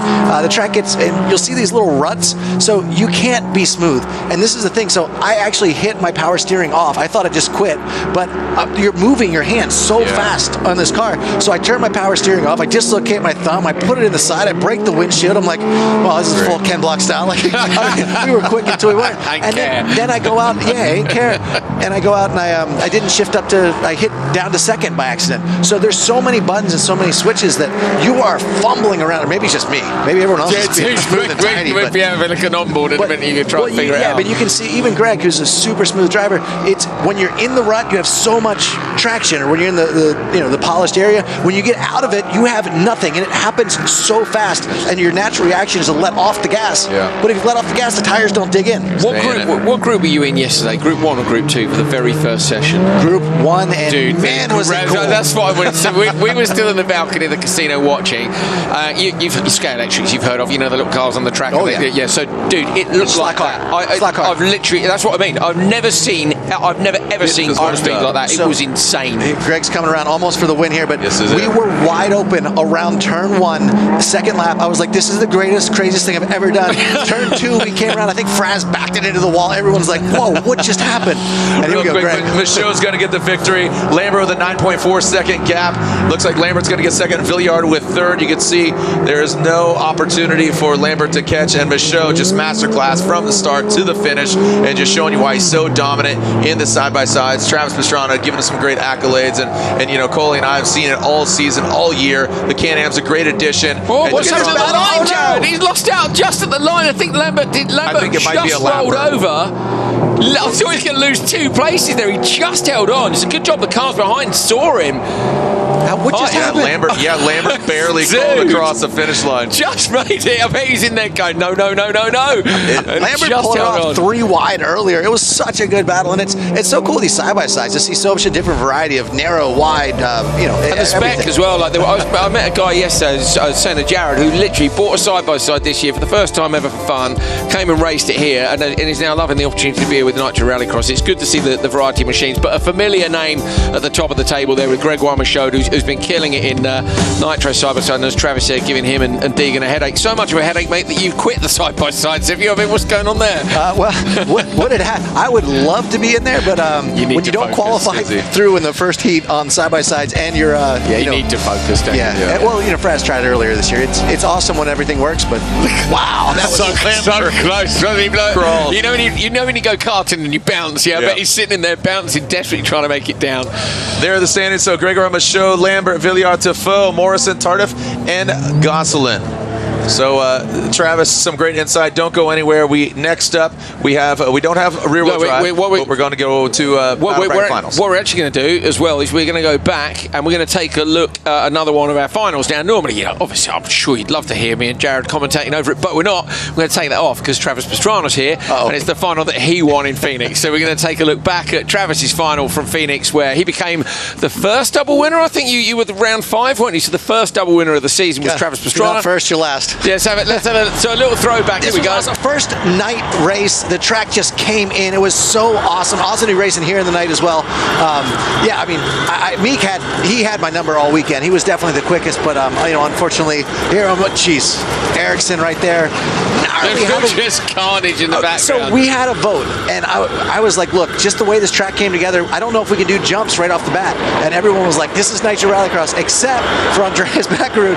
And Andreas goes, I don't know, I think someone's going to crash. And sure enough, Backerud he's never flipped a car before this year. And well, he's flipped twice in 6 rounds, but he's flipped a total of 11 times in those 2 wrecks. So. Yeah, it's true. Yes, true. Yes, he made up for all those years without getting it done.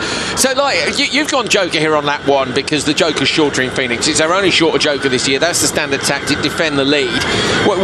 It's a very different situation. So what's your spotter saying to you now that you're coming in, you're merging? How's it different different from when you're trying to tactically take a spot. Well, honestly, he said, "Oh crap, Meek's behind you." And Meek was getting 5-6 Gs every single lap. He jumps to flat on everything. He does not care. This guy, I mean, he had just broken tib fib, finished riding like literally 200 kilometers back to the hospital, flew himself out with a compound fracture tib fib. He is the toughest guy I know. He's the most aggressive driver I know. He's had a lot of trouble this year, but dude, even from the back starting here, I think he's a threat to win this race. You know, the snow dust is tough. This was so great because we realized at night we could keep, in Phoenix we had such a hard time keeping the dust down, but at night everything just stayed, and that's why they do so many of the dirt late models and everything at night, and I think that's going to be what we're going to try to do in the future. Moisture, yeah, just manages to keep things down a little bit. So Friday Night Lights there, it's kind of Friday Night Lights here as well. I like it. I think it's cool, you know. Well, look, I mean, you had 4 wide coming in there, and that was Chase Elliott earlier that day came in wide open. It was cool to have Austin Cindric, Daytona 500 winner. Chase Elliott was at this race, and everybody mixed it up. Everyone that's here, and look, Fraz, his car was broken every single run. So he ended up, we got together in the next night, or the next day here, and Fraz came in. I was like, there's no way he's going to try to make this pass. And we were both broken, but at the end of the day, that's what Nitro is about. It's about taking chances, about having fun, and, well, what's Ken Block always say? Ain't care. Ain't care. Yeah. Risk everything. Yeah. Go fast. But this was cool because my teammate and I, we went, Connor Martell came from motocross. I came from motocross, and we unfortunately had the exact, oh man.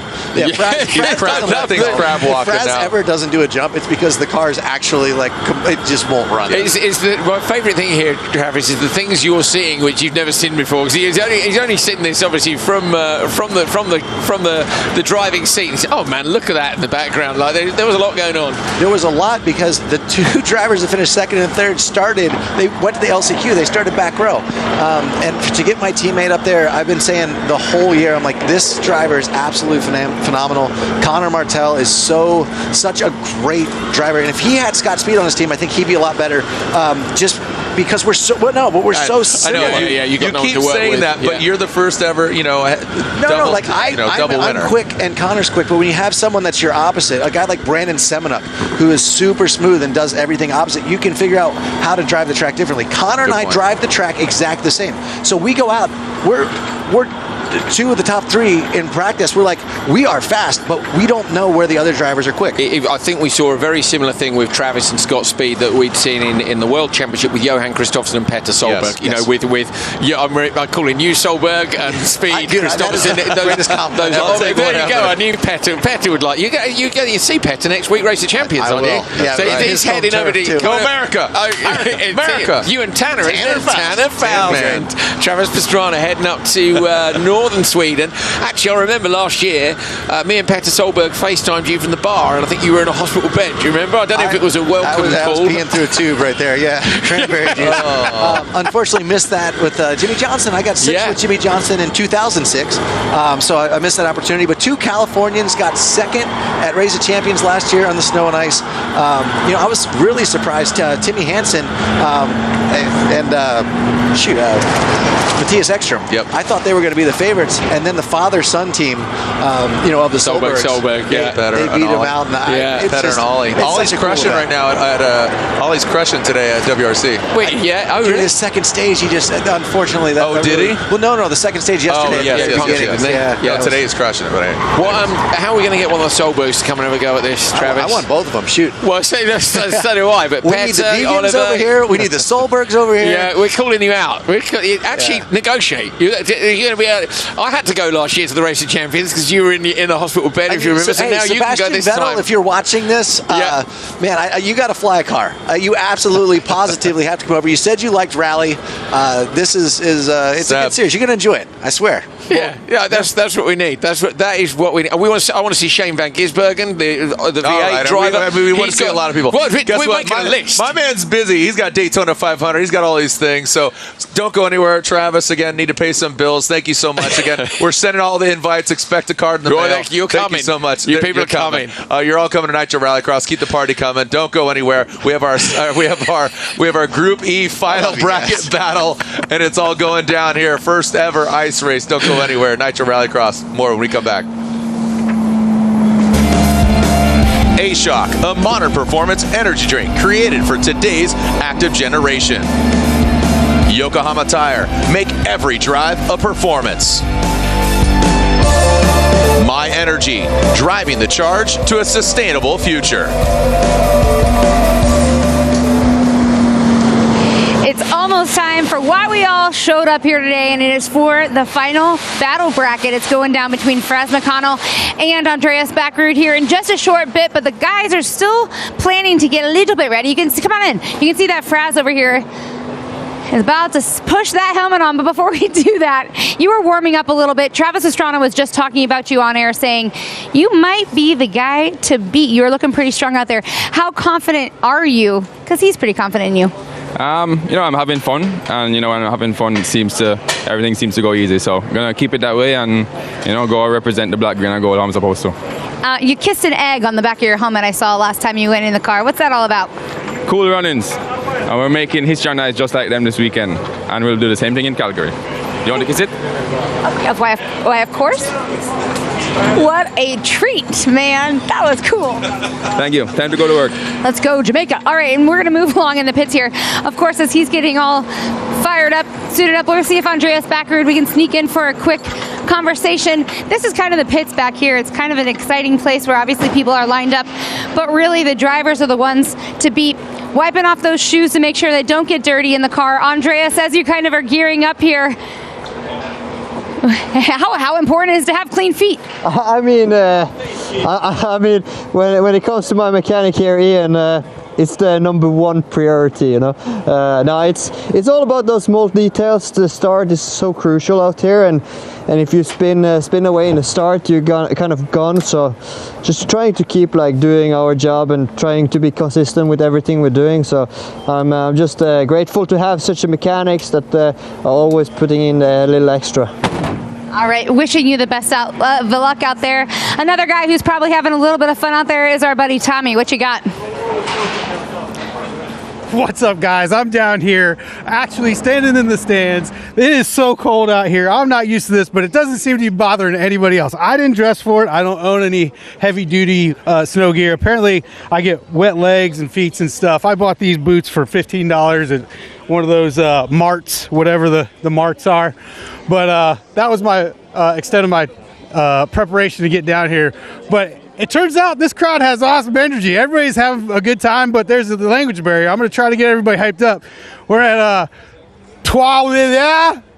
Yeah, see? Yeah! We got some good fans down here. Everybody's having a good time. It is cold, and they don't seem to care. As long as that beer's flowing and the cars are racing, we're having a good time. Back to you guys.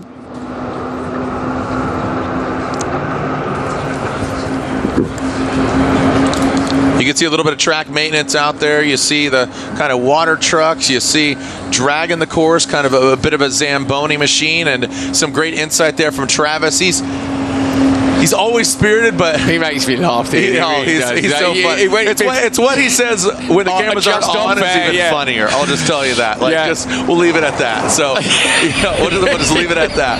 It's so funny. Hey, look, he set himself a target and he set himself a punishment. They were both pretty entertaining. We'll let you know on Sunday.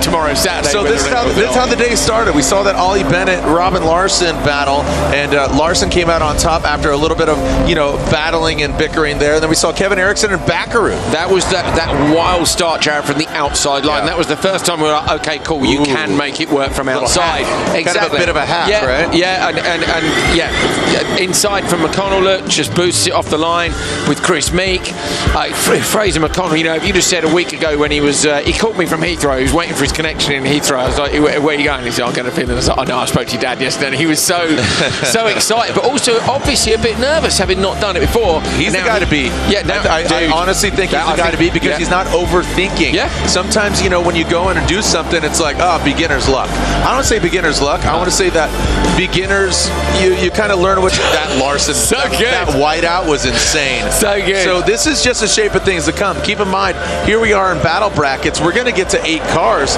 before dinner time tomorrow. That's we're talking East Coast time. So almost by brunch time we're going to have for the West Coast. Yeah, 4 or 5 car races. Don't forget for the heats. Then then we have a couple of 3-car races, I think, with the semi-finals, and then onto the LCQ. Okay, only one driver won't make it, but there's going to be a bunch of multi-car racing tomorrow to get us through to that point in the finals. Yes, someone's going to miss out, but you guys aren't going to miss out when there are 8 cars in turn 1. Definitely not.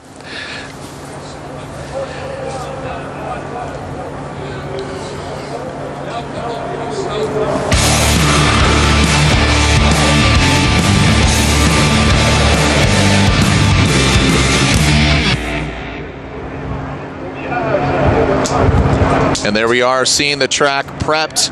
It's taken some abuse, but I'll tell you what, in a great way. The fans sticking around, and they want to see who comes out on top. Is Backrud going to get his first TQ of this season? Currently sitting second in points. His DRR JC Dreyer Reinbold teammate from Sweden currently leads the pack. He's from Norway.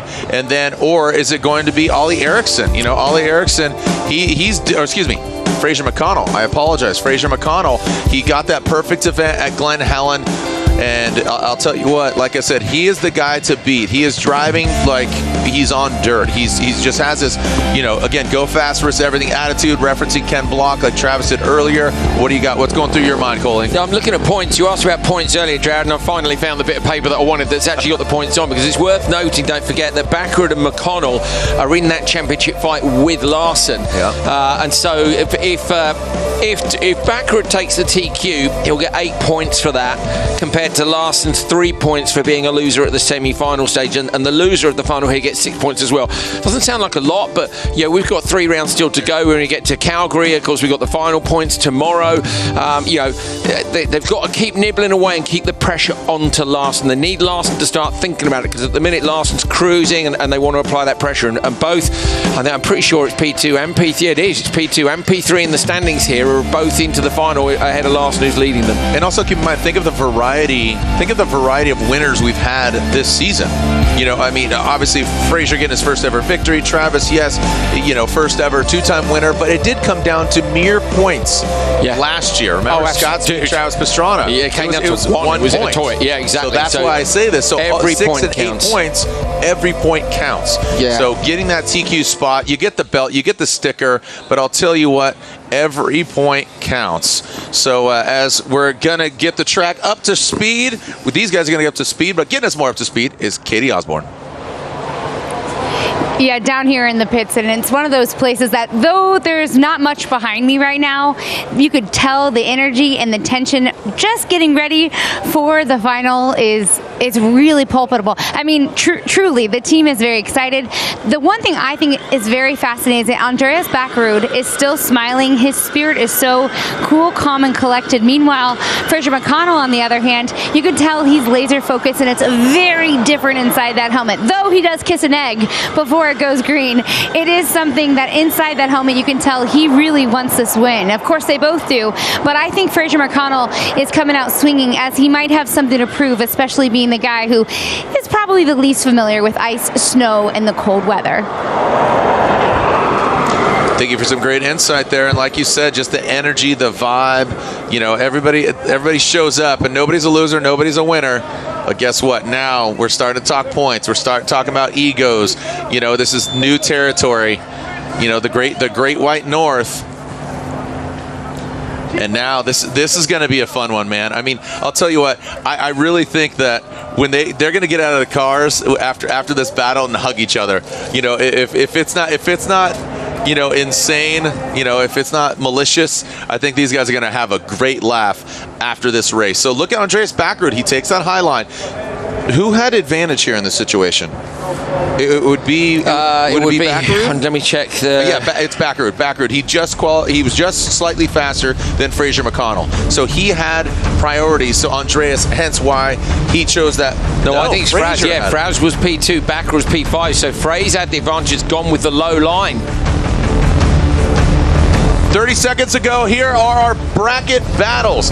That is right, Group E, all electric, making history. Who's going to be the TQ, the top qualifier here at Trois Rivières? Andreas Backrud going for his first ever TQ spot. DRR, JC, RS Cartel, Monster Energy going against Jamaica Zone. Fraser McConnell piloting that A-Shock vehicle.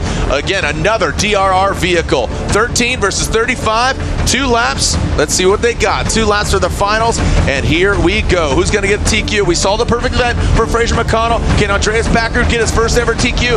NITRO, let's go. Let's send it. Let's see who's going to get the traction. Who's getting the whole shot? Andreas Backrud spins, and Fraser McConnell looks like he's spinning as well. Fraser McConnell comes out on top. Looks like he's got a car link. You see the wheel working of Andreas Backrud. The snow is getting a lot softer, and Fraser McConnell, man, he is the guy to, oh, he gets out of shape. And look at that, Fraser McConnell keeps it steady, and Andreas Backrud trying to chase him down. Backrud's front wheels, you could see, were wandering all over the road, Jared, off the line. He bounced off the ruts, sort of left and right as he went, picked up some wheel spin. He then didn't take that high line that we saw last and take. He tucks it in tight here as the rear end of France's car kicks up in front of him. At the minute, it's advantage Fraser McConnell, but he's right there. Backrud's right there. He would look at the snow coming up through the air intake on the front. Yeah. Did you see that? It looked like Andreas Backrud got blinded. He almost missed the Yokohama Tire Joker lap, and that would have been detrimental for him to even have a chance to get past Fraser McConnell. He was right there, and that's where he needed to be. You've got to be on the tailgate of the car in front. You have to be, because the difference is going to be 2-3 tenths in terms of the perfect lap or not. So if you're not right on the tail of the car in front, it's not going to happen. He was there, but then you saw his air intake on the front suck that snow up and spit it out all over the screen, and has that cost him 3.8. We know the Delta's 3.2. The attitude of Fraser McConnell's vehicle, he looks like a skeeter bug, just one that's just barely dancing across the surface. The attitude of the car just looks a lot quicker than everybody else, man. I'm just telling you. And you know, Andreas Backrud, he's getting the snow thrown in his face. He's getting exactly what he did to Robin Larson. And I'm telling you, Fraser McConnell, I would not call this beginner's luck, but maybe sophomore luck, or no luck at all. He's just driving like he's on dirt. He's driving like a veteran. He is the guy to beat here this weekend. I'm just going to call it. 4.9 seconds, Jared. He's absolutely smashed it. Comes out clearly in front of Andreas Backrud. This is a guy from a very warm island who had never driven on snow and ice until last week up in Finland. He's gone off. He's done a couple of days training. He's come back. I've got to be honest, I'm a big fan of Fraz. He's a good lad. He's a great mate. We know he's a talented driver. He was not my pick for a snow and ice event the first time, and he's absolutely killing it. And that's exactly what we're talking about. You know, Cool Runnings, you know, coincidentally has the egg. That's a storyline. If you've never seen the movie, watch it. I mean, you know, Katie touched on that. And here we go.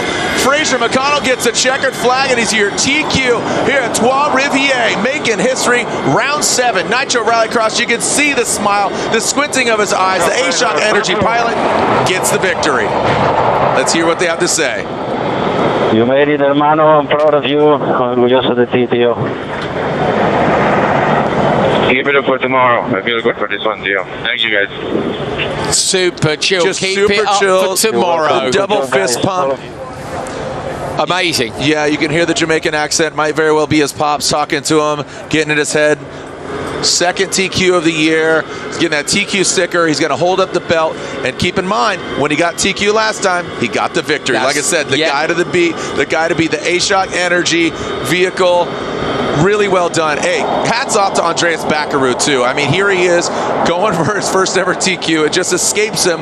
But don't count anybody out, and that's what really comes down to it. With Group E, Nitro Rallycross, what's going on, that's what I really love about it being a spec class as opposed to even last year. And, you know, the supercars, I really love this being a spec class, but they are weapons, man. Travis saying earlier on, wasn't he? He's going, look, we're one of the fastest cars out there. I know I can win this, but then also going out early in qualifying, it is so close between these drivers that you say anything can happen. I have to say that is a fantastic performance by Fraser McConnell to take his second TQ of the year on a surface he's never driven on until last week. Let's take a look back at where it went right or where it went wrong. Both cars getting a little squirrely, but it looks like the traction of Fraser McConnell's car, that's where he left and was off to the races. You know what, drivers, Jared, I always find it interesting, even if you were to find that the high line was the quicker one, drivers will nearly always, if you're on pole and you have that choice, they'll nearly always choose the inside line, because in their head they'll win the run to turn 1. Now Fraser got it done. And actually we saw, of course, earlier on tonight, Andreas Backrud do it from the outside line, so he knew there was a risk up into turn 1. Backrud didn't go for that slightly higher line that we saw last do on the run into the first corner. I thought he might, but he didn't. And to be fair, Fraser sort of gapped him through the course of the run. the quick 2 laps, I think, really also cuts down on, figure you have 2 laps, you can't make any mistakes. No. If it's 4 laps, maybe you have an opportunity, maybe the other driver messes up. With it just being so concentrated, everything, the finite detail, you're not splitting hairs, you're splitting batteries, you're splitting electricity, baby. The dance is on. This man has danced his way to the TQ spot. Congratulations to Fraser McConnell. Great job, just a great. Earlier on, I loved it. I'm not sure you were in the room, but he was there with the helmet. He's going to Kate. He's going, I've got the egg on the crash. Do you want to kiss the egg? She's like, what? And she's like, you want to kiss the egg? So, I don't know. Maybe she's not a cool running fan. Kate, how dare you? Yeah, but egg on the back. Sanka, you're dead, man. Yeah, you got to go. Yeah, man, you got to go and see that film. Yeah. Speaking of Katie, and she didn't kiss the egg. Maybe she'll kiss the egg now, or don't, because that might be bad luck. Good luck. We'll see. Katie, what do you think? You gonna kiss the egg now? A little bit different here, wiping off all that snow and ice here from this car from your time in LA when you got your first top qualifier. Congratulations, Fraser McConnell, an epic win there from start to finish. You got the job done. We talked a little bit about your focus. We talked a little bit about the statement you might be making. How would you describe this win for you? I'm just going out there to have fun, and Nitro Rallycross has been doing that from the very start. Incredible tracks, insane driving, and now people get to watch 1,000 horsepower electric cars go flat out around an ice track. So I'm enjoying it, and obviously have to do my condolences to Ken's family. We're all rocking the KB forever on the cars, and he was a true role model for me growing up, and I'm gonna put his sticker on for him now. As you slap that sticker on for Ken Block, which go ahead and let's celebrate Ken and this top qualifier finish for you, Fraser McConnell. As we make sure it's perfectly on there and does not roll off due to that water that's on that window. Hey, as it relates to kind of, your mojo and the fun that you're having and the representation for yourself and for your country, this did not come easy because you only started out on snow and ice a week ago in Finland. Catch us up. What's the real story? No, we always knew that we were going to be coming to ice and snow when we started the year, and did have plans to do some practice before, but we didn't actually do it until last week. Actually flew straight from Finland to here, but thankfully I did get to do it. But it's a completely different experience with these Yokohama tires. I mean, it's 325 studs. They're 3 times the width that I was normally driving on, and it's a whole new ball game for all the drivers here. Including some ex-rally drivers who had done so many kilometers on any surface you can name. So happy with this one, and been trusting my instincts all day, and we're going to carry this into tomorrow. Continue to trust it. Kissing an egg, doing a belt dance. The time has come. Where's that belt? Where's that belt? And there it is for Fraser.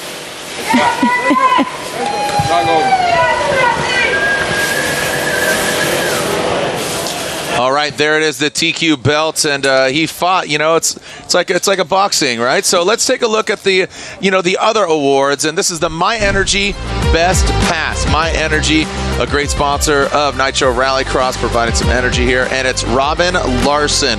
Robin Larson gets the My Energy Best Pass. Would you agree with this call? Hey, that's a tight old gap. Just take a big old car through, and he did it. So yeah, why not? Yeah. Look at this from the top. Remember early on that Ollie Eriksson ended up running right up the bank on the inside line. He just about makes it stick on Bennett through there. A little bit of contact between them, but it's door to door. The cars facing the same direction. So, yeah, I think that's a good move. And next up is the A-Shock Big Air moment. And guess what? Let's give it to that KB43. The KB Forever goes to Travis Pastrana. That is the A-Shock Big Air moment. The livery, what do you got? Wall ride. It was big air into a wall ride, Chad. Look, we know there's not so much big air here. He had the left lock on. He ran it up the wall. He risked it for the biscuit. Okay, yeah, got sucked into a bank half a lap later. It doesn't matter. At least he's won something. It's the A-Shock Big Energy Award.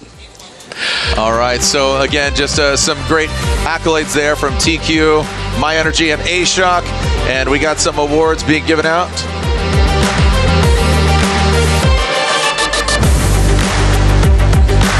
And there you are, Group E qualifying order. Fraser McConnell gets that #1 spot. Backard, Larson, Eriksson, Bennett, Eriksson, Pastrana, and Meek.